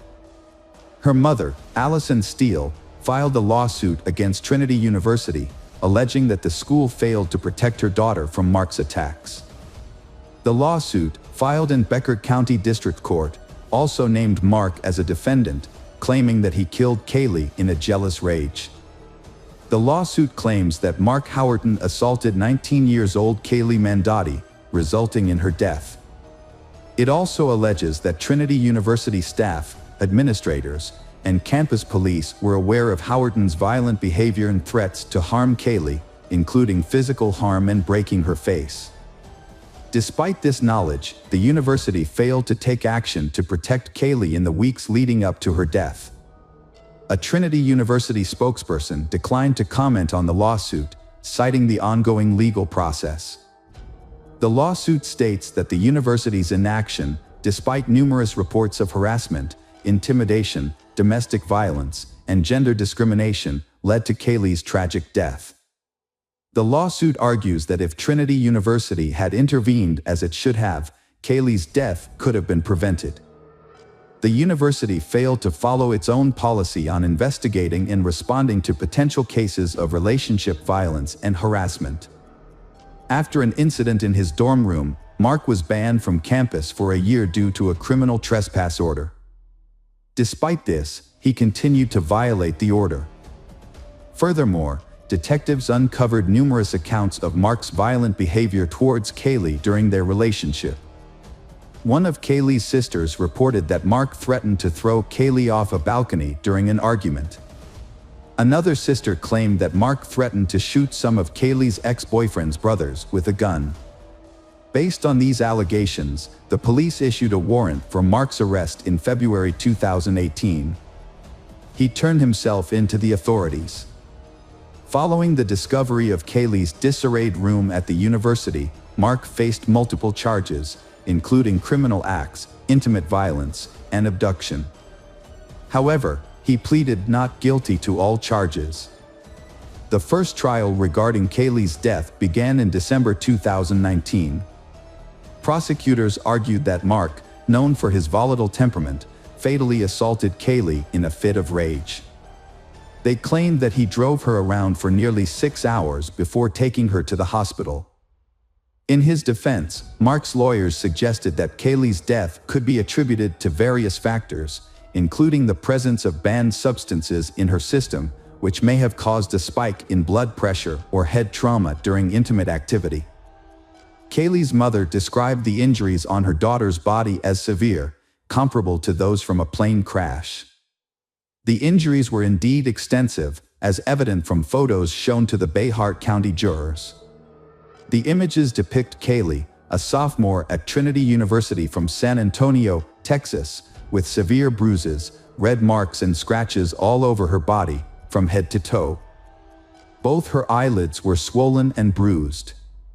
Only her back and the back of her legs showed no signs of injury. Dr. Susanna Dana, the forensic pathologist who conducted Kaylee Mandotti's autopsy, took graphics and photographs that revealed a subdural hematoma on the right side of Kaylee's brain. This type of injury is typically associated with traumatic brain damage. Kaylee's father, Tilak Kaylee, became emotional after seeing 2 photos of his daughter in the ICU, where she lay in a vegetative state, surrounded by numerous tubes, with her face barely visible. Dr. Susanna Dana testified about the severe head and facial injuries she found on Kaylee. These injuries included a dent in her skull, eye trauma, and extensive bruising on her jaws, mouth, gums, lips, and cheeks. There were also hemorrhages in both eyes. Dr. Dana concluded that Kaylee's death was caused by head and facial trauma from a blunt object. However, Dr. William Anderson disagreed with this conclusion after reviewing the autopsy results. He pointed out that there were no fractures in the eye sockets, nose, or face, which suggested that Kaylee was not attacked from the front. Instead, Dr. Anderson believed that Kaylee's injuries were more consistent with a fall and subsequent medical treatment. Defense attorney John Hunter presented an alternative explanation, arguing that the prosecution lacked sufficient evidence to determine what happened to Kaylee Mandotti the night of the incident, making it impossible to prove Mark Howerton's involvement. During the trial, Hunter frequently highlighted Kaylee's history of drug use, including her treatment for substance dependence at a hospital. Professor Jason Wallach from the University of Sciences in Philadelphia testified that Kaylee had a high level of MDMA, ecstasy, or Molly, in her blood when her boyfriend took her to the hospital on October 29, 2017. The presence of this substance can turn a minor head injury fatal. Hunter stated that MDMA affects people differently, causing increased body temperature or electrolyte imbalances that can lead to loss of consciousness. Mark Howerton told investigators that he and Kaylee had an argument and engaged in consensual rough intimacy before she lost consciousness, but the origin and timing of her bruises remained unexplained. In December 2019, Allison believed Mark Howerton would be found responsible for her daughter's death. However, the trial ended in a mistrial due to the jury's inability to reach a verdict. Mark's defense claimed Kaylee's injuries were caused by hospital staff, leading to the hung jury in the 144th District Court, presided over by Judge Raymond Angeline. Because the jury was unable to reach a verdict, the case was dismissed, and Mark was acquitted of the charges in the first trial, leaving the case unresolved. District Attorney Joe Gonzalez, who had been handling the case from the beginning, expressed disappointment with the outcome and stated that he would review the case again. During this time, Kaylee's parents, Allison and Lawrence, began their own investigation. They gathered evidence and autopsy reports from the police and focused on a small, round bruise near their daughter's ear. They speculated that Mark might have hit her head against the car window, causing her to hit the door lock and get bruised. They hoped this new information would establish Mark's guilt. Lawrence found a similar Mercedes to Mark's and recreated the incident with photos. With the Texas Rangers' help, Lawrence got records and affidavits for an arrest warrant for assault and mischief. The records provided a detailed timeline of events leading up to Kaylee's death and evidence found during the investigation. The authorities exposed Mark Howerton's alleged deception to the Rangers and revealed the evidence that resulted in his arrest.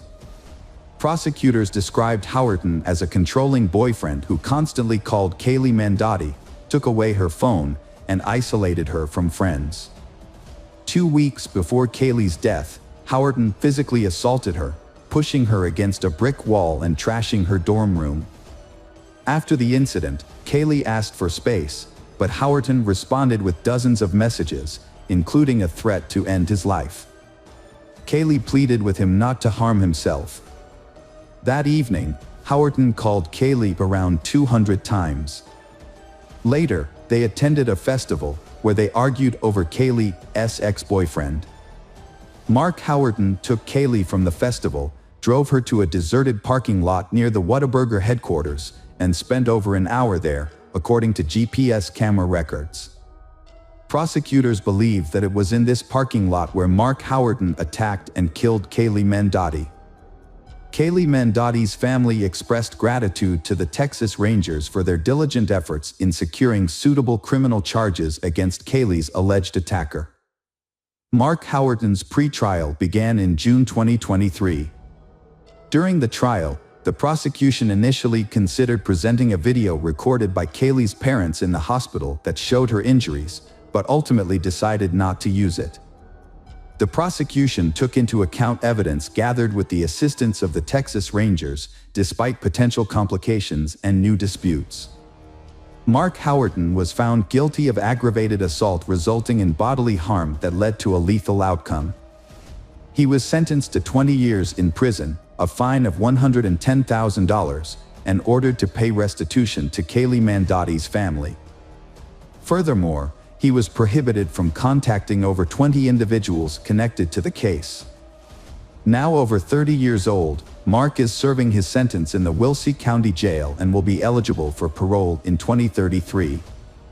The conviction brought some closure to Kaylee's family, but felt the sentence was not enough for their loss.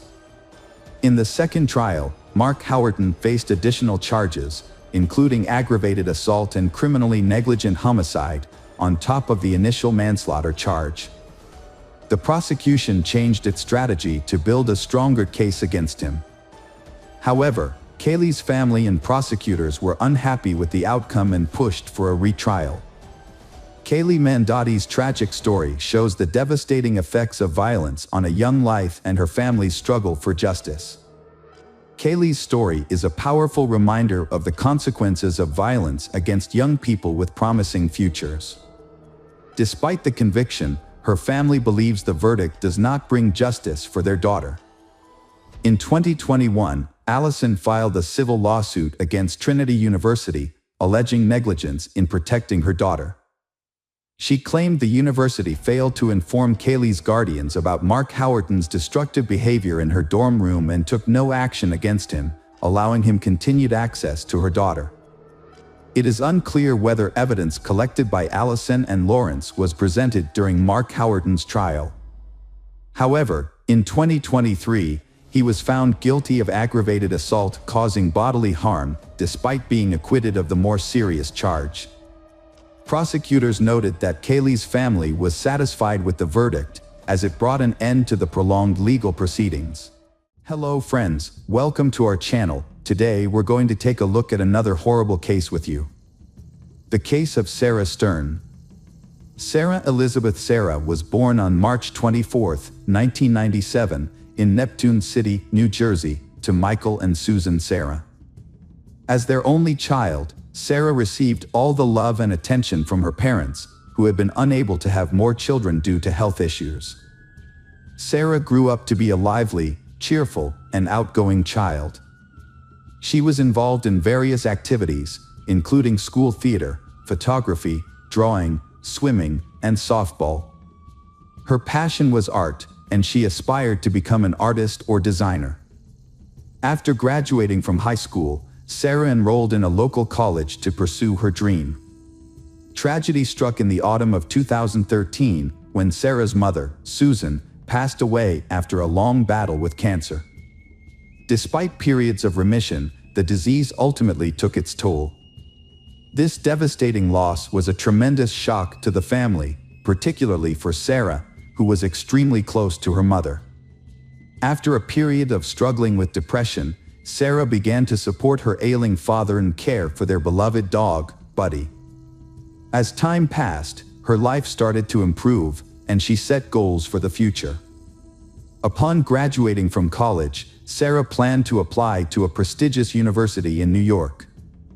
Before pursuing further education, she hoped to travel the world, with a particular interest in visiting Canada and possibly even living there for a while. Her father, Michael Sarah, frequently traveled out of state for work, often for weeks at a time. However, he never worried about leaving Sarah alone, as she was a grown and independent young woman, and their town was considered safe. But on the night of December 3, 2016, around 2:30 a.m., an unsettling incident occurred. A concerned citizen reported an abandoned vehicle on the Belmar Bridge along Highway 35, prompting the police to become involved.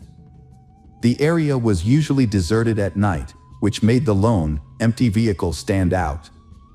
A taxi driver, who was taking a shortcut home across the old bridge on the outskirts, noticed the car parked on the side of the road. He stopped to see if anyone needed assistance, but found the vehicle empty with no one around.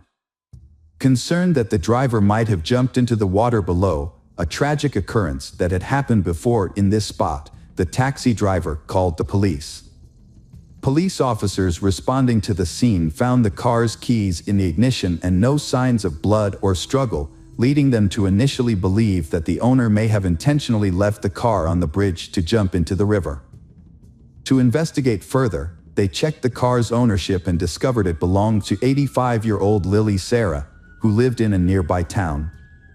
When officers visited Lily's home, they found her alive and well.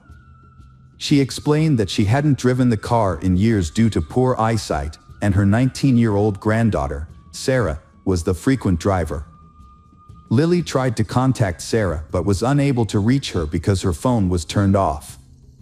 She then provided the officers with her son's address, where Sarah lived, and informed them that Sarah was likely alone, as her father was out of town for work and wouldn't return until the following week. Sarah was nowhere to be found at her home. Although the back door was open, an initial search of the house didn't turn up any signs of foul play. However, they did find the family dog locked in one of the bedrooms, whining. Despite the open back door, there were no signs of disarray or struggle, and no evidence of an intruder. As the news of her disappearance spread, Sarah's father, Michael, rushed back home on the next available flight.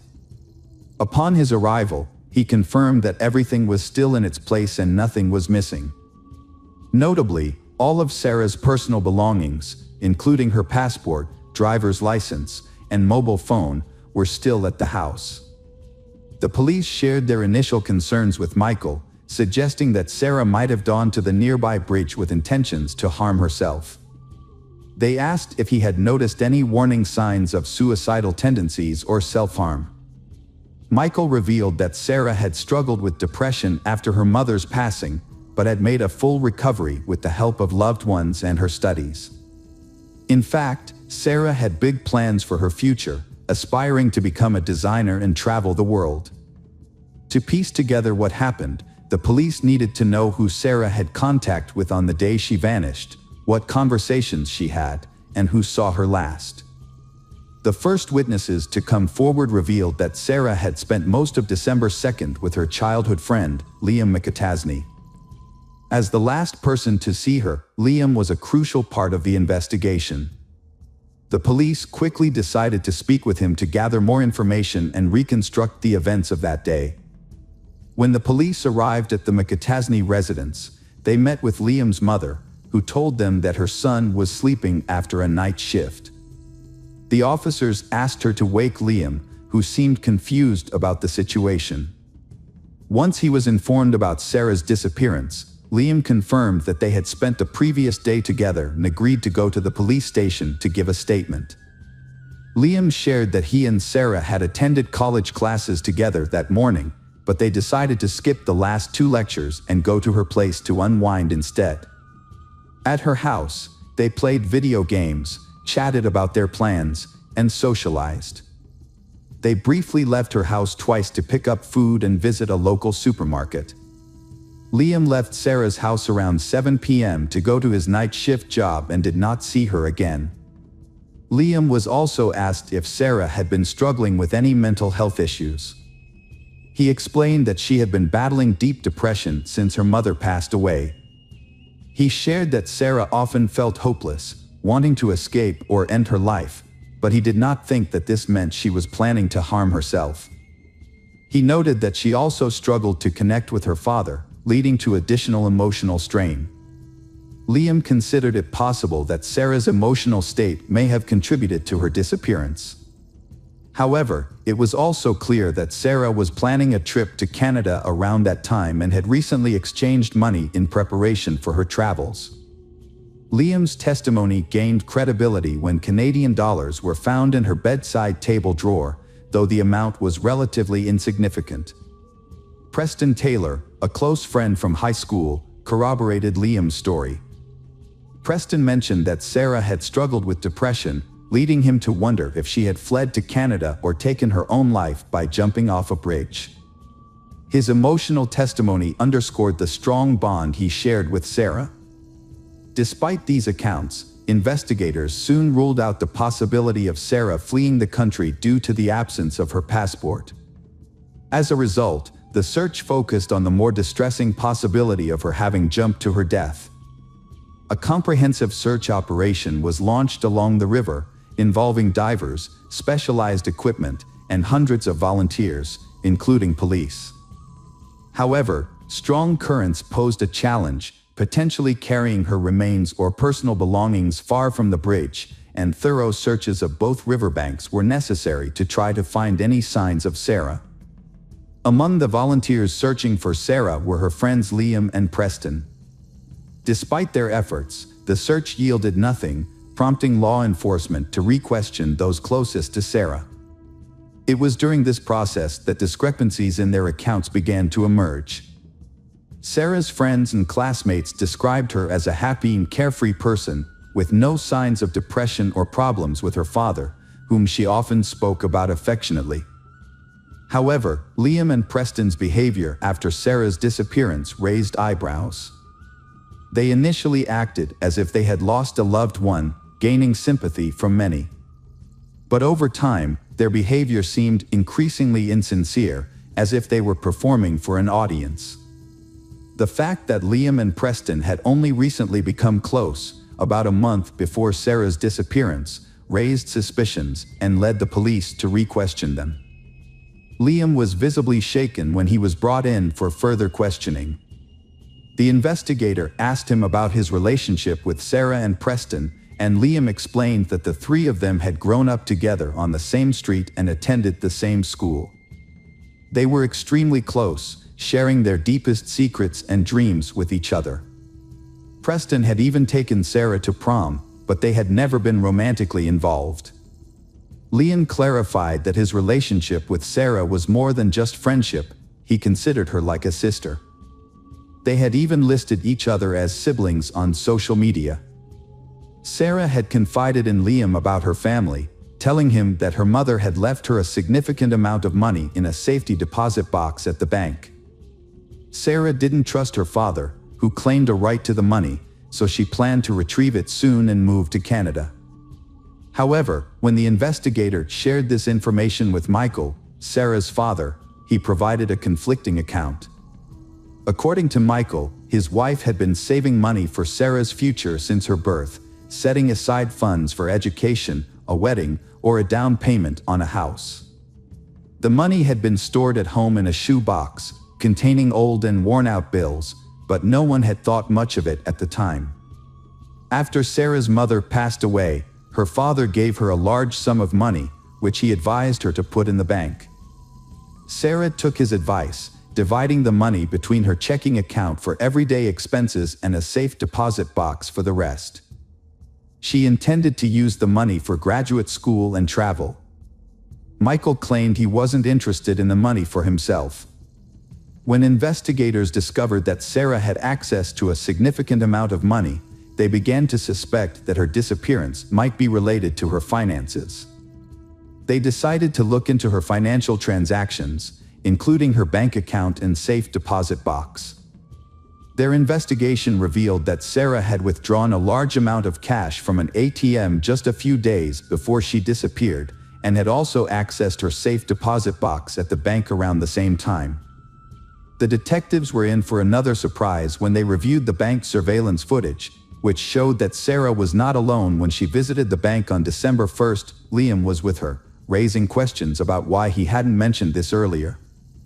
When asked about it, Liam explained that Sarah had confided in him about her banking activities and had asked for his accompaniment because she was nervous about carrying a large sum of cash.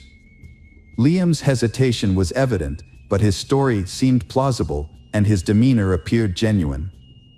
Further investigation led to the discovery of a security camera in a neighboring house that had captured footage of the street and Sarah's yard. The footage confirmed that Liam had stayed at Sarah's house until 7 p.m., then left for work and didn't return. Meanwhile, the silver sedan was seen leaving the garage around 11 p.m. This new information added a chilling twist to the already disturbing case. In a surprising turn of events, an acquaintance of Sarah's named Anthony walked into the police station about a month after her disappearance. Unaware of the recent events, Anthony had been out of town for several weeks. He shared a peculiar story that sent shockwaves through the investigation. It turned out that Anthony had gone to school with Sarah, Liam, and Preston, and after graduation, he had pursued a passion for filmmaking, keeping in touch only with Liam, who also shared his interest in cinema. Anthony remembered that about a month and a half before Sarah disappeared, Liam visited him and they spent an evening brainstorming ideas for a horror movie aimed at teenagers.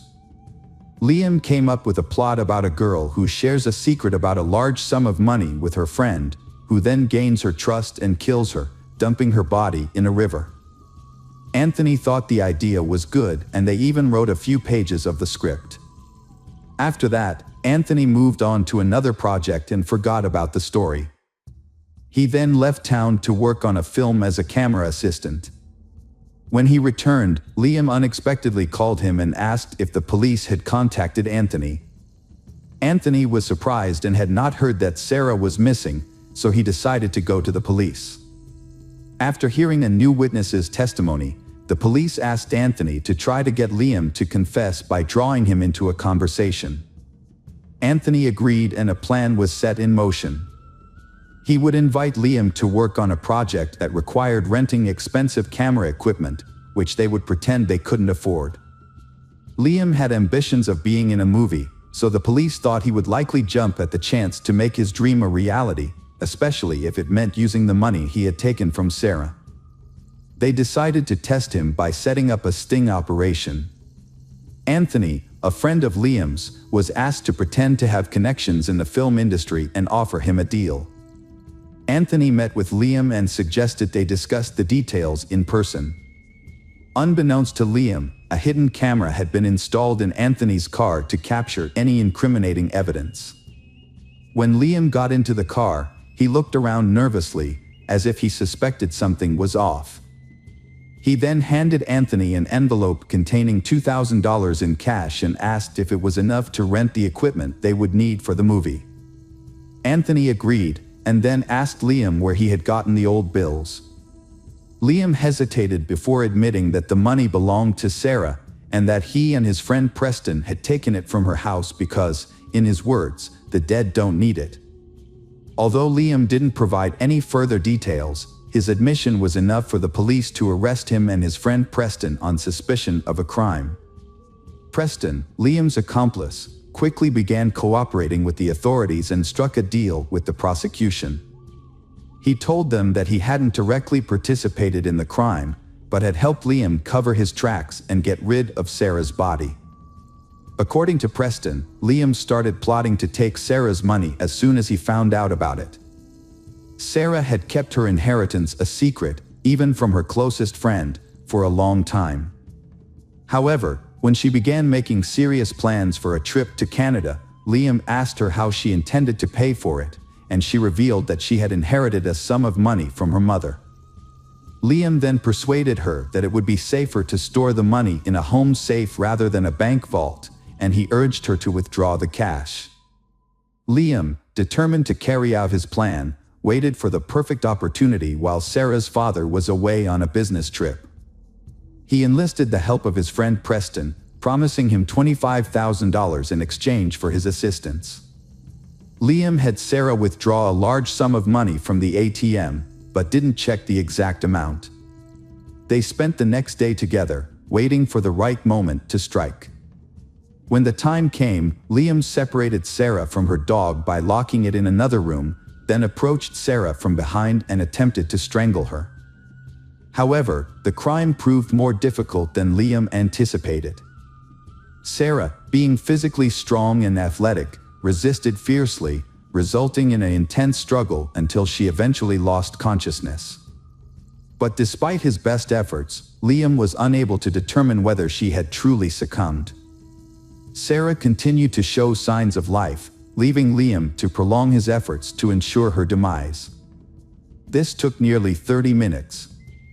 Only when Liam was certain Sarah was dead did he leave her house, going about his normal routine by heading to work. He then had Preston follow up on his original instructions, no doubt aiming to ensure their sinister act would go unnoticed. Liam McAtasney snuck into Sarah's house through the back door, avoiding the camera's view, and dragged the body to the garage. He then cleaned up the room to remove any evidence. A couple of hours later, he returned to the house, took a small safe from Sarah's room, and placed the body in the car. Liam drove away carefully to avoid being caught on the neighbor's camera. He met Preston at a bridge, where they transferred the body to Preston's car and then disposed of it in a nearby river. After disposing of the body, they cleaned the car and drove back to Liam's house to divide the stolen money. However, they were disappointed to find only $110,000 in the safe. They decided to be cautious and not spend the old bills immediately to avoid raising suspicion. Preston buried the safe in a local park, and they only spent the money Sarah had withdrawn from her account. During the trial, Preston confessed to the crime, but Liam denied any involvement and tried to shift the blame to his friend. Liam's lawyer also claimed his client was innocent, suggesting that Preston acted alone. The case was complicated by the fact that Sarah's body was never found. When police searched Liam's house, they found a small key that fit the buried safe, which was identified by Preston as evidence of Liam's guilt. The trial of Liam McAtasney lasted over 2 years. Despite the fact that Sarah Stern's body was never found, the evidence presented in court proved McAtasney's guilt. This evidence included a script he had written months before the crime, a key to a safe found in his home, incriminating statements he made in a car, and old bills he had given to someone. Furthermore, fingerprints belonging to Liam and his accomplice, Preston Taylor, were found inside the safe. A co-worker of Liam's also testified that he had been absent from work for a few hours on the night of the crime and had asked someone to cover for him. As a result of the trial, Liam was sentenced to life in prison without the possibility of parole. Preston, who had not directly participated in the crime, received an 18-year sentence for obstructing justice and hindering the investigation. Preston will be eligible for parole in 15 years. Unfortunately, Sarah Stern's body has still not been found. Hello friends, welcome to our channel. Today we're going to take a look at another horrible case with you, the case of Jesse Bardwell. Jesse Bardwell was born on September 10, 1988, in Pascagoula, Mississippi, to loving parents Gary and Carla Bardwell. She had an older brother named Brandon. The siblings had a close relationship, with Brandon often protecting Jesse from bullies. Their childhood was filled with joy and love, thanks in part to frequent visits from their grandma Kitty, who adored her grandchildren. She would read to them, share stories, and invent games, creating a warm and nurturing environment. The Bardwell family embodied the quintessential American family spirit. Jessie was a kind, cheerful, and stylish girl who dreamed of a career in the beauty industry and one day opening her own salon. However, when Jessie was 14, her parents divorced, disrupting the family's harmony. She chose to live with her father, Gary, with whom she had a warm and trusting relationship. As a firefighter, Gary's job could be unpredictable, and Jessie would often call to check on him. Gary eventually married again, this time to Gina. Jessie developed a good relationship with her new stepmother. Gina proved to be an excellent homemaker, providing care and support to the entire family. Jessie was relieved to see her father happy with his partner, which made her feel secure about leaving home in the future. After completing her education, Jessie moved to Orange Beach, Alabama, to start her independent life. She worked as a waitress at Cobalt, a popular beachfront restaurant, to support herself. Her father, Gary, recalled how Jessie loved being near the water as it brought her peace. Despite the distance, they remained close, frequently exchanging messages and spending quality time together, such as going boating and fishing, whenever he visited. Kimberly Embry, the restaurant manager and Jessie's friend, discovered that Jessie's father was a skilled musician. After retiring, he dedicated more time to his craft, leading to frequent performances at the restaurant, where he even had his own table. Kimberly admired the close bond between Jessie and her father, describing them as true friends. Jessie always attended her father's performances, and the tips she earned helped fund her college education and pursue her dreams. At work, Jessie met a young man named Terry Ellis, who was also a waiter.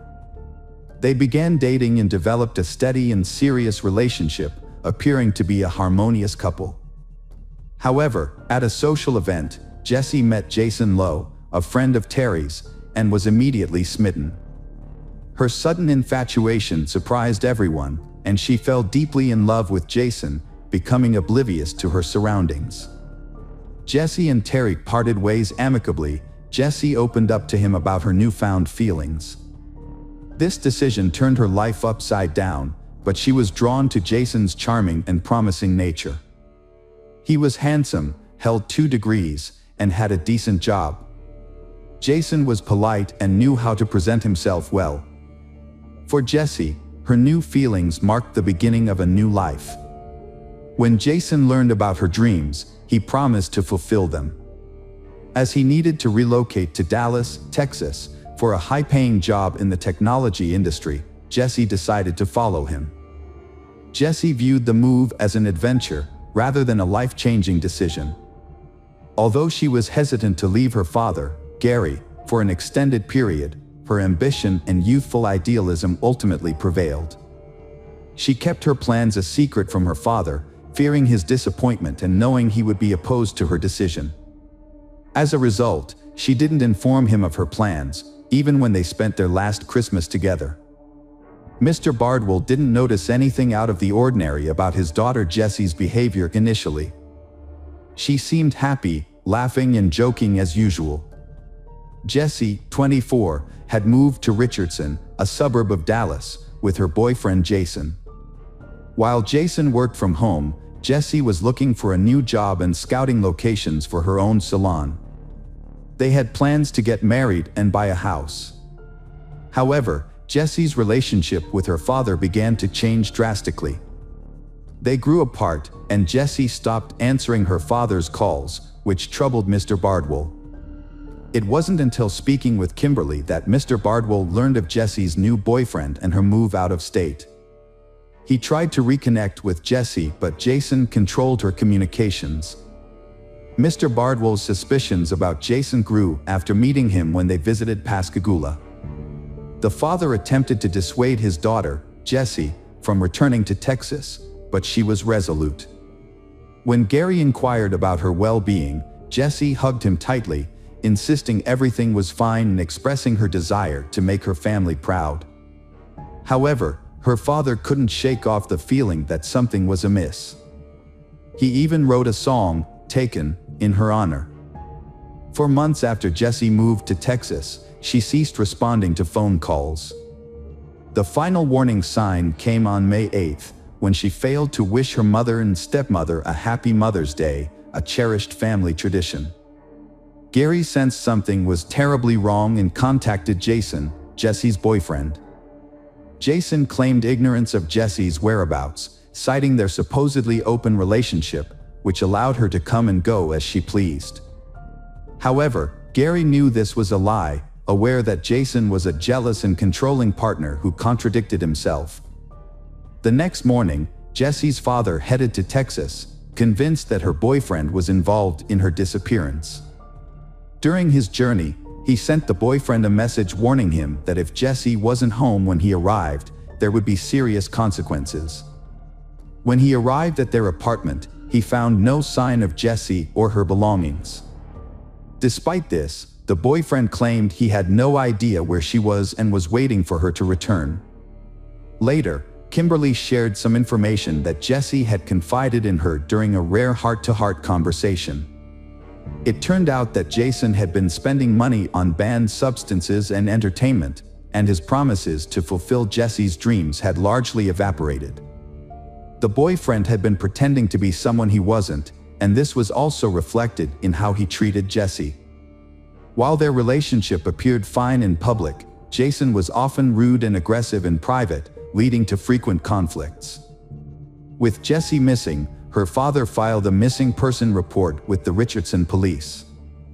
The investigation was led by Detective Hiram Hale, a father of 3 daughters who was determined to uncover the truth. The police took immediate action, speaking with the boyfriend several times and searching the house, but they found no sign of Jessie. During the conversation, the young man, Jason, mentioned that he last saw Jessie on May 8 around 10 a.m. She left without explanation, and he thought she might be visiting her parents. He claimed that she drove away in her Acura car. Jason maintained that their relationship was casual and that he didn't control her or pry into her personal life. However, investigators discovered information that contradicted his statements. They found out that Jessie had sold her Acura car 3 weeks earlier, and Jason was present at the sale. This new information raised suspicions, and investigators questioned Jason again on May 12. When searching his home, police found a plate with a powder substance in the kitchen, which turned out to be cocaine. The investigation then shifted to Jason's garage and the vehicle inside. At first, Jason was unwilling to permit the search, stating that he shared the garage with others and therefore required their consent. However, he eventually dropped his objections. Upon entering the garage, officers noticed a mud-splattered Audi with a detached bumper. They suspected that Jesse's body might be inside the car. Although the vehicle was empty, the smell of decomposition was stronger inside. Police found the broken bumper and what appeared to be blood stains in the trunk. When experts applied a luminol-based substance to the cargo area, it illuminated with a blue light, indicating the presence of blood, likely belonging to the missing woman. Jason claimed he became stuck in the mud while searching for his girlfriend after the car's bumper caught on a bush. Despite this, he maintained that he had no knowledge of her whereabouts. However, he was unable to explain the presence of blood in the car or the controlled substances found in his home. Experts determined that the amount of blood in the trunk suggested that she was likely deceased. As a result, the case was reclassified as a homicide investigation. To prevent the main suspect from fleeing, Jason was detained on charges related to the narcotics found in his home. During interrogation, Jason continued to stick to his story. When shown a photo of his loved one, he refused to provide any explanations, gazing at the picture without emotion and suggesting that he was being framed for a crime he did not commit. Eventually, the suspect was charged with homicide, even though Jesse's body had not been found. The search for her continued, but it was a difficult and time-consuming process in the vast state of Texas, with its many rivers, lakes, fields, and forests, where a body could easily be hidden. 1 year later, Jason was in a Texas jail, still cooperating with the investigation. He revealed 2 key details about the case. Firstly, he claimed Jesse's death was an accident and planned to reveal more in court, hoping the jury would be understanding. This makes it difficult for prosecutors to build a case. Andy Farkas, Jason's defense attorney, is very happy about this. Farkas conducted a mock trial with a panel of outsiders acting as jurors, using the available evidence and Jason's confession. However, the mock trial ended in a not guilty verdict, with 15 out of the mock jurors voting to acquit.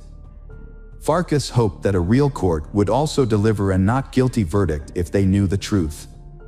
It was later revealed that Jason himself had provided the anonymous tip about the location of the victim's body, which became another piece of evidence in the investigation.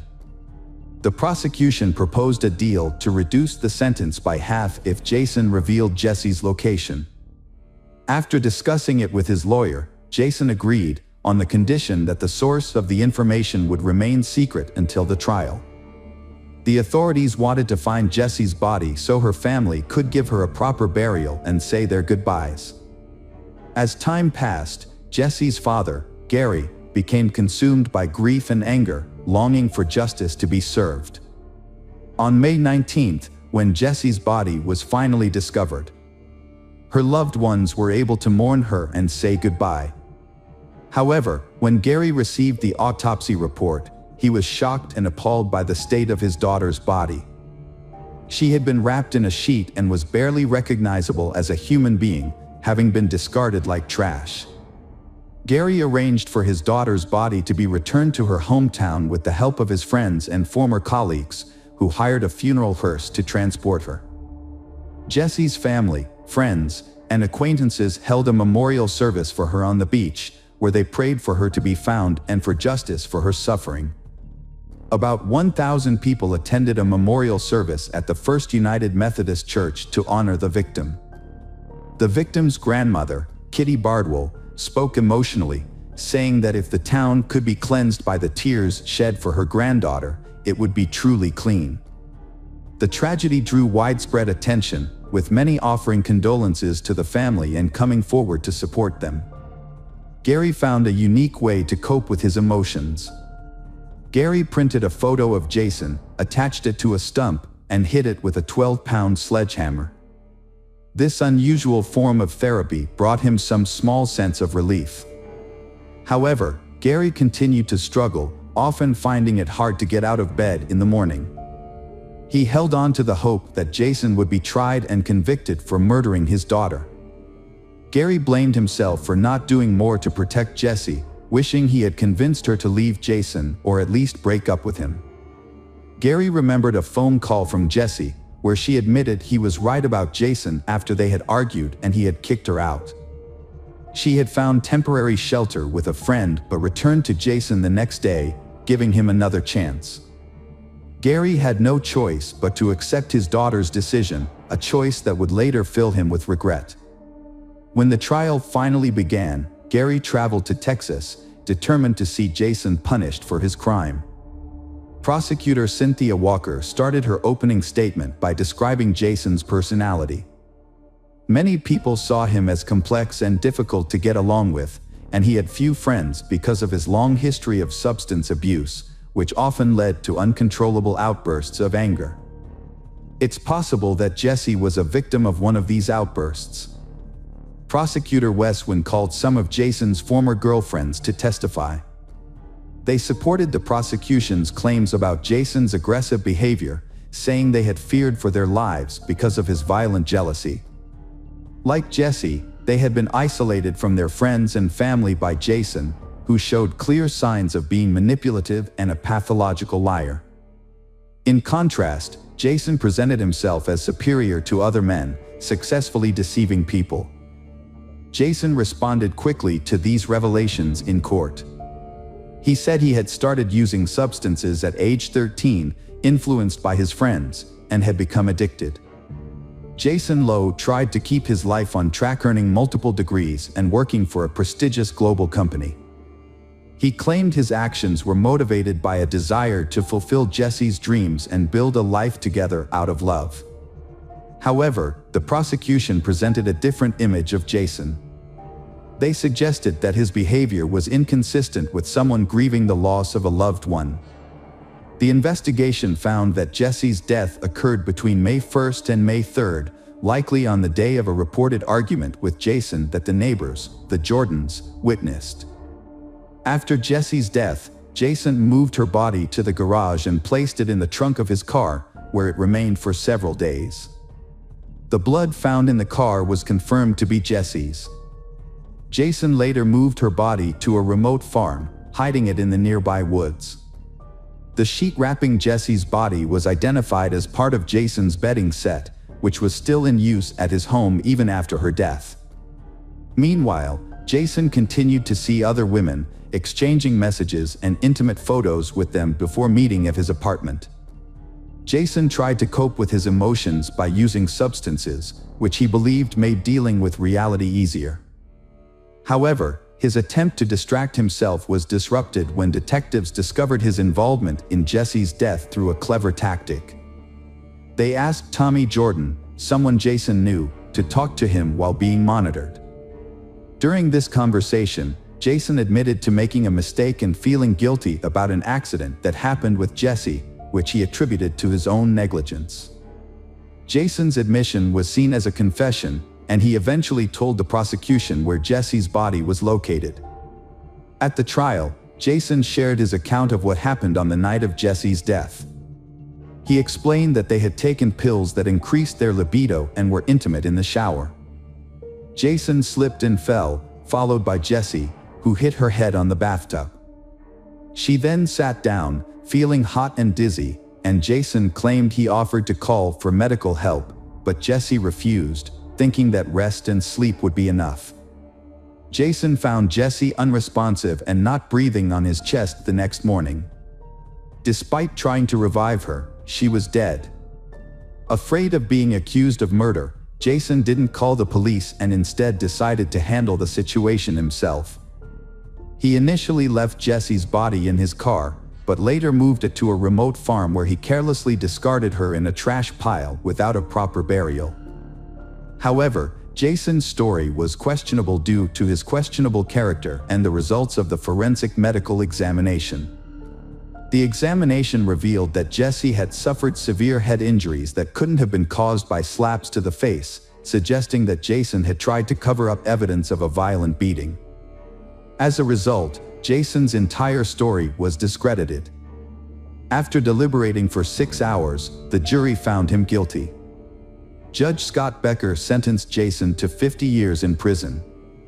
Jason's original sentence could have been up to 99 years, but it was reduced due to a deal with the prosecution. As a result, Jason won't be eligible for parole until at least 2041. Gary felt a sense of relief when the verdict was announced, feeling that justice had been served. However, he noticed that Jason showed no remorse for his actions. Interestingly, Jason's ex-girlfriends, including Chrissy Chambers, were present at the trial, with Chambers commenting that if she could give one piece of advice to others in similar situations, it would be to get away as soon as possible. Jason continues to claim that the death was an accident and maintains his innocence to this day. Sadly, Jason's girlfriend, Jessie, had already paid the ultimate price. Jessie grew up with a positive example of male behavior, courtesy of her father Gary, but tragically discovered Jason's darker side too late. This experience serves as a warning that some men can be deceiving, manipulative, hiding behind a charming exterior. Hello friends, welcome to our channel. Today we're going to take a look at another horrible case with you, the case of Vicki Roberts. Vicki Roberts was born in September 1984 in northwest England, where she was raised in a traditional and devoutly religious family. She was the younger of 2 daughters and was raised with strong Christian values. She attended a Christian school, where she also developed her musical talents and sang in the choir. Those who knew Vicki described her as a kind, friendly, and helpful person who was always willing to lend a hand. After completing high school, Vicki enrolled in university and took a part-time job at an IKEA store to support herself. It was there that she met Michael Roberts, and their initial friendship eventually blossomed into a romantic relationship. Michael was only a year older than her. Like Vicki, Michael balanced his studies with a part-time job at IKEA and made time for sports. He was also careful about his appearance and made a good impression on those around him. Vicki was initially put off by Michael's bold and outgoing personality, but she soon found herself developing strong romantic feelings for him. Michael was born in June 1983 in Warrington, Cheshire, to a family of modest means. His father was a successful chemical engineer who expected a lot from his 2 sons, particularly Michael, the eldest. As a result, Michael grew up with high ambitions and a strong sense of purpose. He was a diligent student and developed into a driven and accomplished individual. Michael was a social butterfly with many friends and was often the life of the party. However, he took the most pride on the love front. With his good looks, sense of humor, and charming personality, Michael was a catch. He was also intelligent and well-read, able to hold his own in conversations on a wide range of topics. Michael's parents had instilled in him the idea that he was exceptional, praising his intelligence, beauty, and potential for success. However, this upbringing may have also fostered narcissistic tendencies. Despite this, Michael felt a deep-seated need to live up to his parents' expectations and be the perfect son, driving him to strive for their approval. Michael had a series of brief relationships and frequently dated multiple people simultaneously. He was confident in his charm and enjoyed the thrill of pursuing women who seemed out of his reach. For Michael, this was a game, a challenge to be won. Vicki is one of the challenges he wants to conquer. She was a modest and unattainable woman who initially kept Michael at arm's length, refusing even casual invitations. Vicki was focused on her studies and spent her free time at church, leaving little room for dating or relationships. Michael, however, was determined to win her over. It took Michael a few months to win Vicki over, but eventually she agreed to go out with him. He had charmed her with his sweet gestures, flowers, gifts, and thoughtful surprises. He even invited her to meet his parents, who immediately took a liking to her and approved of their son's choice. Vicky was convinced that Michael was genuinely interested in her, so she gave in to his advances. He became her first serious partner, and she felt truly happy when she was with him. It seemed like fate had brought them together. Michael also appeared to be in love and ready to settle down, but their happiness was short-lived. From the outside, their relationship seemed perfect. They were both young, attractive, and full of energy and ambition, with big plans for the future. Vicky soon discovered that Michael had a strong and adventurous approach to sex, with a high sex drive and a desire to try new things in the bedroom. At first, Michael didn't pressure Vicky to engage in certain activities, fearing she would leave him. However, once he felt secure in their relationship, he revealed his true desires. Vicky, a modest and religious person, was shocked but deeply in love with Michael and trusted him, keeping their private life a secret. Things took a turn when Michael proposed to Vicky, and she happily accepted, believing that marriage would bring an end to his experimental behavior. However, her closest friend began to notice Vicky covering up bruises and marks under her clothes. When confronted by her friend, Vicky initially denied any wrongdoing by Michael but eventually confessed that the marks were a result of Michael's affinity for bondage, toys, and other devices during their intimate moments. Vicky confided in her friend that she and Michael had intimate relations up to 5 times a week. Michael considered himself a skilled lover, viewing intimacy as an art form and the means of self-expression. Although he would occasionally compromise when Vicky refused to participate in his more extreme and reckless experiments, he usually managed to persuade her to give in to his desires. After graduating, Vicky became pregnant unexpectedly and decided to change careers. She soon landed a job as an account manager at a logistics company. Michael also left his job at IKEA and became a sales consultant at a large electronics retailer, selling phones, laptops, and other gadgets. Thanks to his charisma and persuasive abilities, he consistently exceeded his sales targets and quickly became one of the top-performing employees. Michael's success led to a promotion to senior sales, and he was being considered for a transfer to the company's main office. However, he needed to undergo additional training to improve his qualifications first. Michael enjoyed the training sessions and business trips to London, and he took great pride in his accomplishments.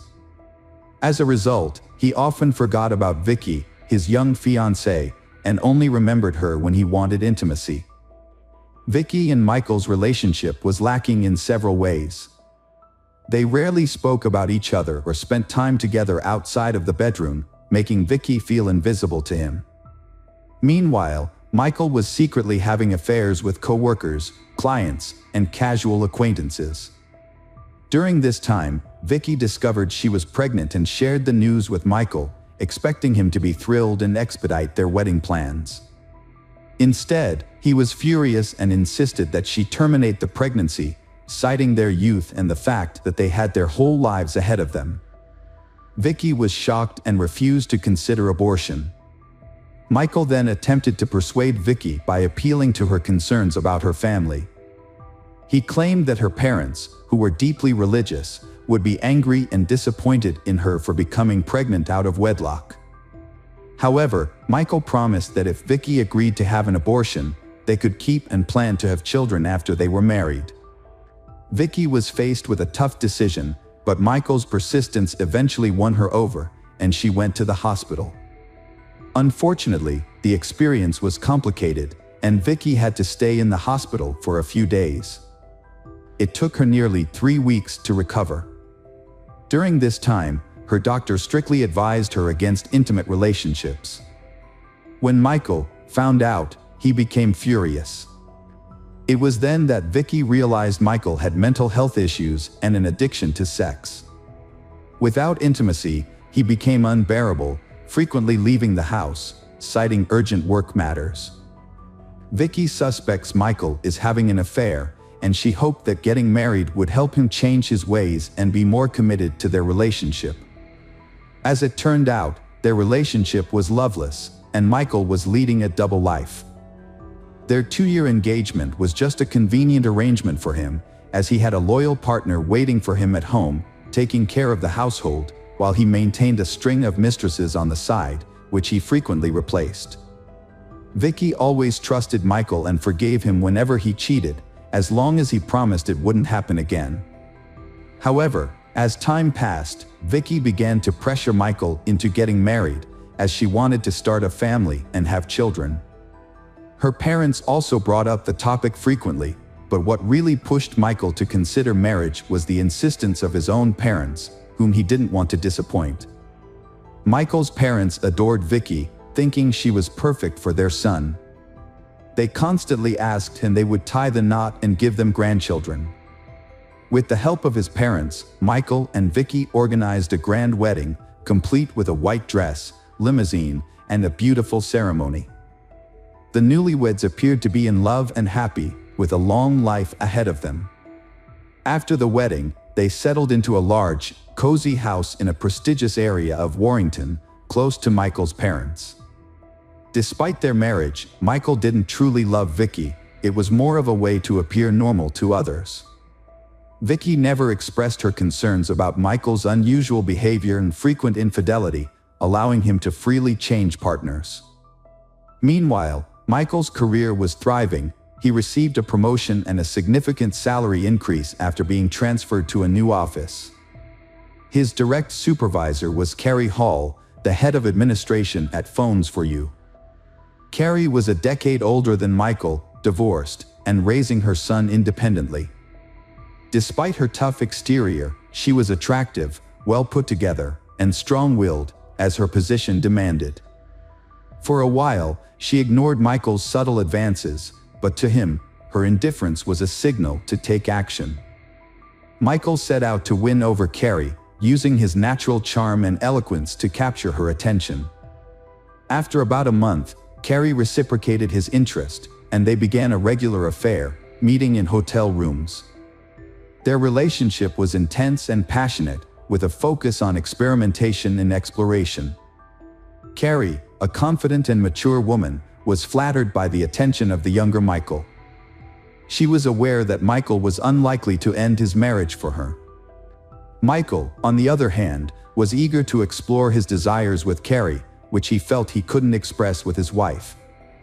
He would often lie to his wife about working late or attending corporate events, while confiding in Carrie about his unhappy marriage and his desire to divorce. However, he never made any concrete moves to end his marriage. The affair lasted for over a year, with Carrie seemingly content with the arrangement.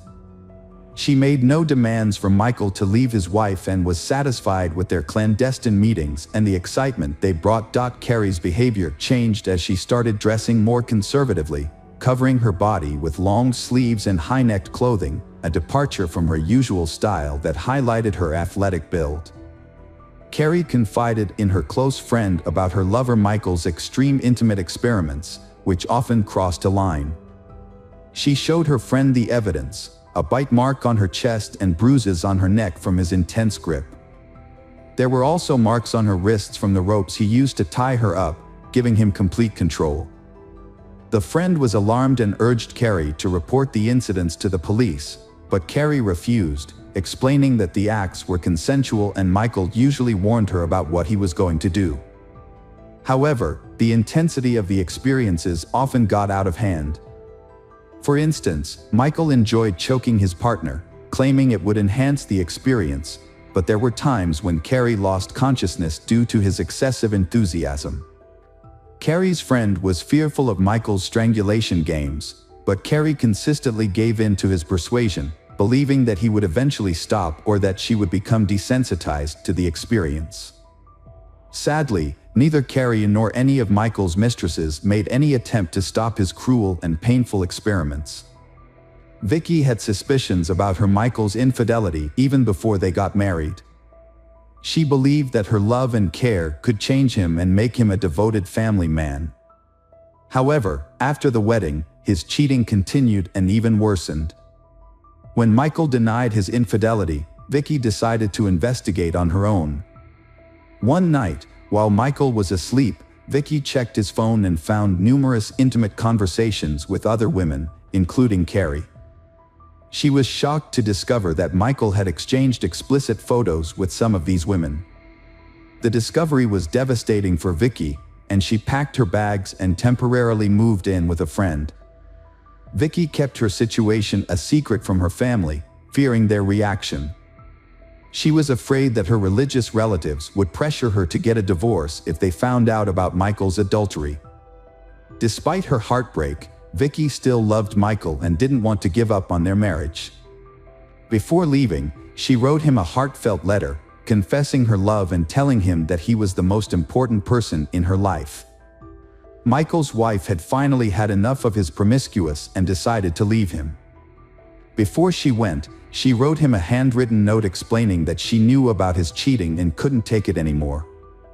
She left the note on the refrigerator and gave him time to think about his actions, but made it clear that she wouldn't file for divorce just yet. Despite his wife's departure, Michael didn't seem to be particularly upset or remorseful. However, he did realize that he would miss having a quiet and submissive partner who took care of the household and tolerated his behavior. He decided to try to win her back and followed her to her friend's house, bringing a large bouquet of flowers. He apologized and begged her to return, promising to be faithful from then on. His wife, Vicky, wanted to believe him and decided to give him another chance. For a while, Michael made an effort to be more considerate and even came home for dinner. He deleted his correspondence with his mistress, Carrie, and changed his social media password to avoid suspicion. However, Michael's good behavior didn't last long.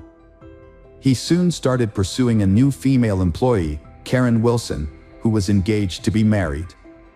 Despite her initial reluctance, Michael persisted in his pursuit of her, and they began an affair. Meanwhile, he continued to see Carrie on the side, juggling multiple relationships at once. He became infatuated with a new woman and ended his relationship with 33-year-old Carrie Hall after 2 months, as he had grown tired of her. He told Karen a fabricated story about being unhappy in his marriage and claimed he was willing to leave his wife for her. Karen believed him, and they had an intimate encounter in the office. A week later, she ended her engagement, expecting Michael to follow through on his promise. Michael had no intention of divorcing his wife, Vicky, but he wanted to keep his new mistress. To keep her happy, he lied to her, telling her that he had already filed for divorce and was living with his parents. However, Vicky soon became suspicious that Michael was still cheating on her. She decided to take action and gathered evidence of his adultery. While Michael was in the shower, Vicky took his phone but found nothing incriminating because he had deleted all his text messages and changed his social media password. Undeterred, she waited until he fell asleep and then took his work laptop, where she found his social media account still logged in. There, she discovered messages between Michael and his new girlfriend, in which he professed his love and claimed to be divorcing Vicky and living with his parents. Vicky was shocked and took screenshots of the messages as proof of Michael's infidelity. She also found receipts for hotel rooms in his wallet. The next morning, she confronted Michael, presenting him with the evidence adultery. For the first time in their relationship, she lost her temper. Michael was taken aback and tried to apologize, promising it would never happen again. However, Vicky threatened to tell his parents about his infidelity, hoping they could talk some sense into him since she couldn't. Michael was enraged by his wife Vicky's threat to tell his parents about their problems. In a fit of anger, he slapped her. Vicky then got up and said she would go to his parents immediately, heading for the door. Michael caught up to her, grabbed a heavy jewelry box from the dresser, and hit her in the head twice, knocking her unconscious. He then strangled her with his bare hands until she stopped breathing. Feeling no remorse, Michael wrapped Vicky's body in a blanket, placed it in large garbage bags, and carried it to the garage. He quickly cleaned the house, packed up most of Vicky's belongings, and removed them. He then invited his lover, Karen, over, and they had dinner, had fun, and made love in the same bedroom where the murder had taken place. The next day, Michael ran off with Karen. He told his parents that Vicky had left him for another man, even showing them fake messages from Vicky's phone, which he had sent himself. He went to his parents' home, sobbing on his mother's shoulder, pretending to be distraught over his wife's supposed infidelity. Michael sent his parents-in-law messages saying that their daughter had left him for another man. He also told them to give her space and not to bother her.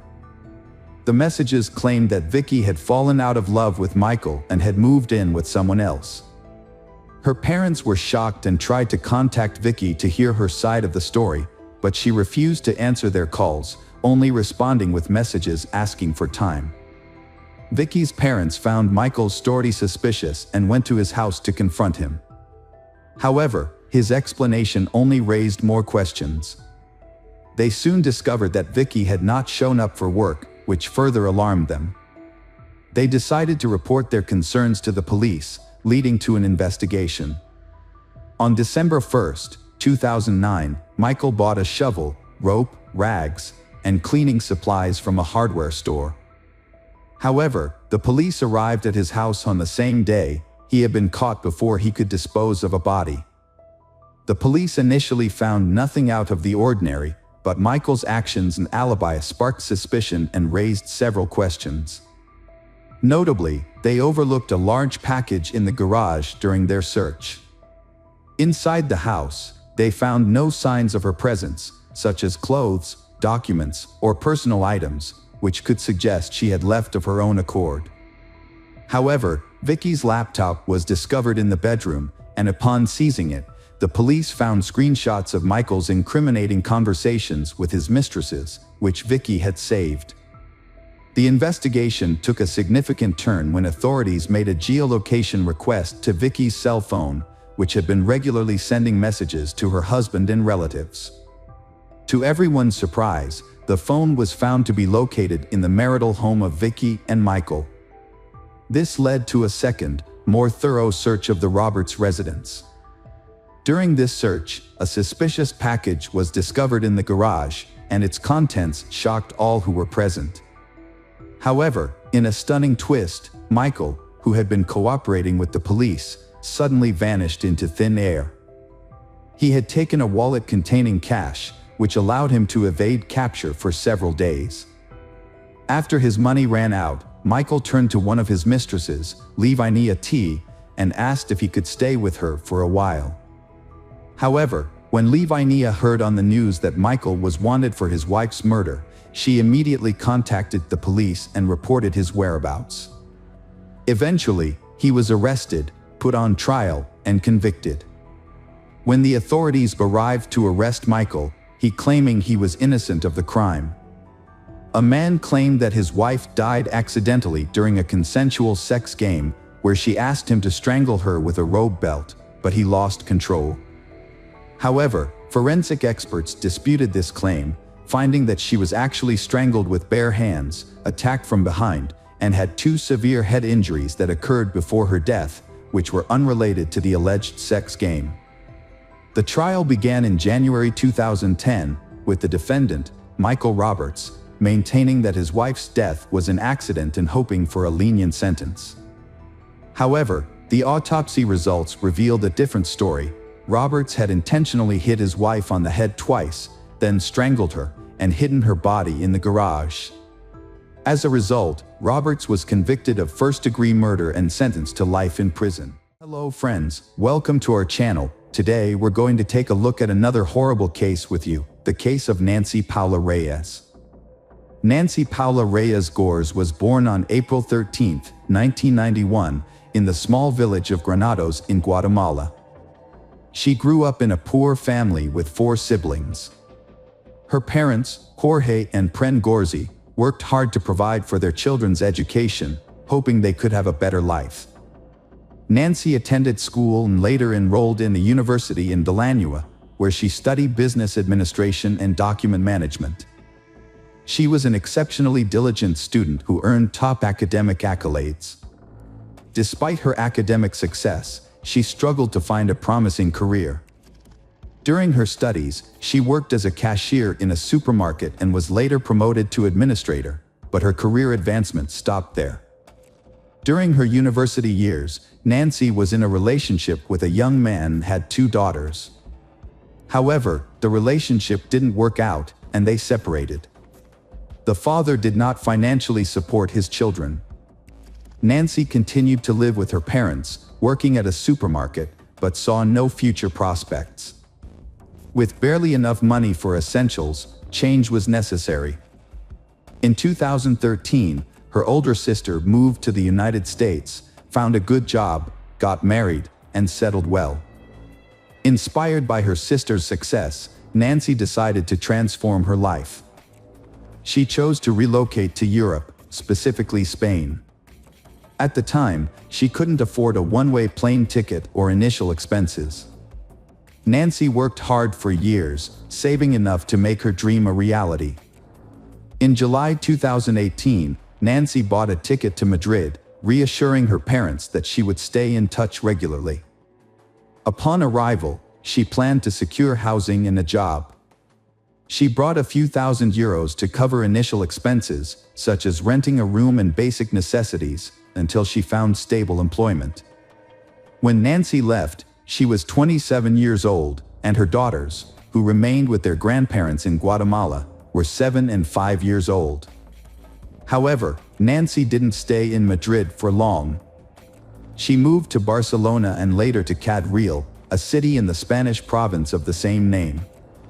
Nancy maintained regular contact with her family, calling home almost daily to check on their well-being and sending money back to support them. Despite not having a stable job, Nancy managed to make a living through various odd jobs, including cleaning for affluent families and caring for the elderly and sick. She never complained about her hardships. Instead, she told her family that Europe offered better opportunities and that she could earn more than she would have in her home country, even if she worked non-stop with no days off. It seemed Nancy was content with her lives. She even mentioned plans to bring her daughters to Spain once she had saved enough to rent a spacious home for the whole family. A significant romance developed in Nancy's life. Initially, she didn't reveal much about her personal life, citing a busy work schedule. However, in the spring of 2020, she told her parents that she had met a man named Carlos Andres Bustamante and started a romantic relationship with him. They met by chance while Nancy was searching for a new place to rent. As they navigated their challenges, they grew closer and eventually moved in together. Carlos, who was a year older than Nancy, didn't have a steady income at the start of their relationship and relied on odd jobs to get by. As a result, Nancy became the primary breadwinner, covering housing costs, bills, and often providing Carlos with money for his personal expenses. However, she never complained to her family about this, so they believed everything was fine and that she had found a good partner in Carlos, with whom she lived a happy and fulfilling life. Around that time, Nancy's 2 younger brothers also moved to Spain, and she kept in touch with them.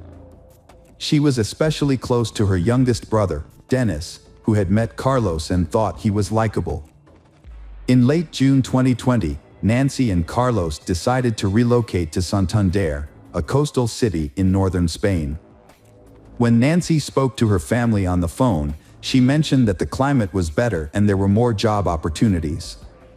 However, issues began to arise in her relationship with Carlos, which she tried to keep to herself. Carlos was jealous, hot-headed, and cruel. He was content with being financially supported by Nancy and lacked ambition. What's more, he had a problem with alcohol and occasionally used illicit substances. Although he frequently promised to quit and find a stable job, Nancy started to doubt whether she should continue the relationship. When Nancy discovered she was pregnant, Carlos seemed overjoyed and promised a better life. However, his behavior worsened. He continued to drink and use drugs, taking money from Nancy or his mother. Carlos also started physically abusing Nancy, who tried to hide this from others. On August 12, while Nancy video chatted with her parents, Carlos yelled at her, demanding that she tell him who she was talking to. Despite her explanation, he snatched the phone, verified the caller, and then threw the phone onto a chair before walking away. The next day, Carlos repeated this behavior, grabbing the phone from Nancy while she spoke to her family. He insulted and threatened her, leaving Nancy frightened. However, she told her relatives that Carlos's behavior was due to jealousy and insisted that everything was fine. Her parents urged her to contact the police, but Nancy believed she could handle the situation herself. On August 17th, Nancy had a concerning phone conversation with her sister. She stated that if anything happened to her, Carlos would be responsible. Although her words were alarming, she didn't explain further and instead asked her sister to care for her children if necessary. This was the last time Nancy's sister heard from her. Nancy, who was pregnant, mysteriously vanished on August 20th. At around 2 p.m., she texted her father, promising to call later that evening, but she never did. It was unusual for her not to follow through on her promise or respond to her family's calls. When her family tried to contact Carlos, he didn't answer his phone either. The situation was worrying, especially since they had recently moved to Santander and had no friends there. Nancy's brothers lived on the other side of the country, making it difficult for them to check on her immediately. A few days later, a suspicious message was sent from Carlos's phone, stating that he and Nancy had argued and decided to separate. According to the message, Nancy had packed her belongings and left to find her own apartment, was ignoring Carlos's calls, and he had no idea where she was. Nancy brothers suggested that Carlos come to Ciudad Real so they could report Nancy missing to the police together. Carlos agreed but didn't show up or file the report. He also stopped communicating with Nancy's family. Nancy's relatives reported her disappearance to the police themselves. Meanwhile, her brothers found Carlos's mother's, Sandra Bustamante, address through Nancy's friends. When they visited Sandra and explained the situation, she burst into tears. She confessed that she suspected her son was capable of harming Nancy, but didn't provide any details. Sandra didn't know where Carlos and Nancy were. Carlos wouldn't answer her calls, only sending brief messages telling her not to ask questions and to give him time. The next day, Sandra is questioned at the police station about Nancy's disappearance and the whereabouts of her son, Carlos. Sandra shared the same information she had told Nancy's brothers the day before and showed the police a long text message Nancy had sent her before she went missing. In the message, Nancy begged Sandra not to give Carlos any money, no matter what sad stories he might tell her.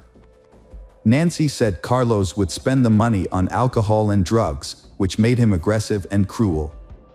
He had no intention of finding a job or overcoming his addictions, and his behavior was becoming increasingly threatening. As a result, Nancy was considering leaving him and thought it would be better to end things before anyone got hurt. The investigation also uncovered a disturbing fact about Carlos. He had been convicted of causing physical harm several times before. One of his first victims was his own mother, whom he severely beat when he was 17 years old. At the time, he was given probation. However, after leaving his family's home, he served short sentences for assaulting women he lived with and tried to have relationships with. The investigation was just getting underway, but within the first few days, several intriguing details came to light that suggested the union between Carlos and Nancy was troubled from the start. Carlos had a history of aggression, was unemployed, struggled with addiction, had a criminal record, and was prone to uncontrollable rage. Nancy's occupation wasn't as straightforward as she claimed. Her work generated substantial income, more than a housekeeper or caregiver could earn. In reality, Nancy offered escort services to wealthy individuals, including Spanish and other tourists, which is why she moved to Santander. Carlos initially accepted Nancy's occupation as it supported them financially. However, upon learning of her pregnancy, He became consumed by doubts about the child's paternity and grew intensely jealous of her continued work. His behavior became erratic, fluctuating between forbidding her from interacting with men and pressuring her to work for money. The man spent the money he took from his mother solely on himself and his vices. A disturbing discovery was made in a rented apartment, where Nancy and Carlos had been missing for nearly a week. Although Carlos had been in contact, he only sent messages and didn't reveal his location. On August 26th, the police finally obtained a warrant to search their empty rental apartment in Santander, and what they found was shocking, leaving no doubt that Nancy was deceased. Blood was found throughout the apartment, with some attempts to clean it up. However, it was still visible in many areas. Further investigation revealed fragments of bones, hair, skin, and internal organs in the clogged drains of the bathroom and toilet. Forensic analysis confirmed that these remains belonged to the missing woman, Nancy. Although Nancy's body was not found in the apartment, evidence suggested that she had been brutally murdered and dismembered in the bathroom. Her remains were likely disposed of elsewhere. Carlos became the prime suspect in the case, but his whereabouts were unknown. A package for a small hatchet was found in the apartment with Carlos' clear fingerprints on it. Security footage from a local hardware store showed Carlos purchasing the hatchet, rubber gloves, and large trash bags on August 20th. He bought a small cart from an elderly vendor, who instantly recognized him from a photo. This led to his arrest and the start of a search for the body. The next day, Carlos went to a police station in Madrid. Trying to deflect suspicion from himself, he went to report Nancy missing but was immediately arrested as the main suspect in the gruesome crime. Carlos claimed he had no involvement, stating that he and Nancy had argued and parted ways on August 20th. He said he left the town in an emotional state and was unaware of any events involving Nancy afterward. He suggested that Nancy might have been attacked when she returned to the apartment to gather her belongings. However, his story was unconvincing, especially after police found his fingerprints on the hatchet packaging. In the following days, police thoroughly searched nearby wastelands, sewer systems, and the coastline with the help of dogs, but found no sign of Nancy. They then tracked Carlos's movements from August 20th to 26th using his mobile phone signals. The results showed he spent 3 days traveling along the coast, visiting the cities of Bilbao and Burgos before heading to Madrid.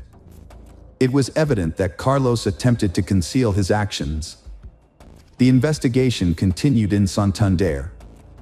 On August 20th, surveillance footage revealed Carlos walking towards a large natural forest park in the evening. He returned to his apartment late at night and then exited again with a cart containing irregularly shaped bags. Carlos vanished from view upon entering the wooded area due to limited camera coverage. He reappeared later with a much lighter cart. After proceeding towards the railway tracks, he returned significantly lighter, indicating where the body might be. However, one question remained unanswered: where was the child? It wasn't until September 16th that authorities discovered bags containing severely decomposed human remains in dense underbrush on a hillside. The remains were identified as those of the missing Nancy Gores, which had been divided into 20 parts using a hatchet, as revealed by security camera footage. While all items transported in the cart were recovered, something was still missing. Nancy's 4-month-old fetus was not found among the remains. The victim's genitals and lower abdomen showed severe injuries from a knife and hatchet. This suggests that the perpetrator removed the fetus and got rid of it separately from the mother's body. Carlos denied being involved and gave conflicting statements. He tried to blame someone else, but the victim's blood was found on his clothes and shoes, which he had tried to wash off.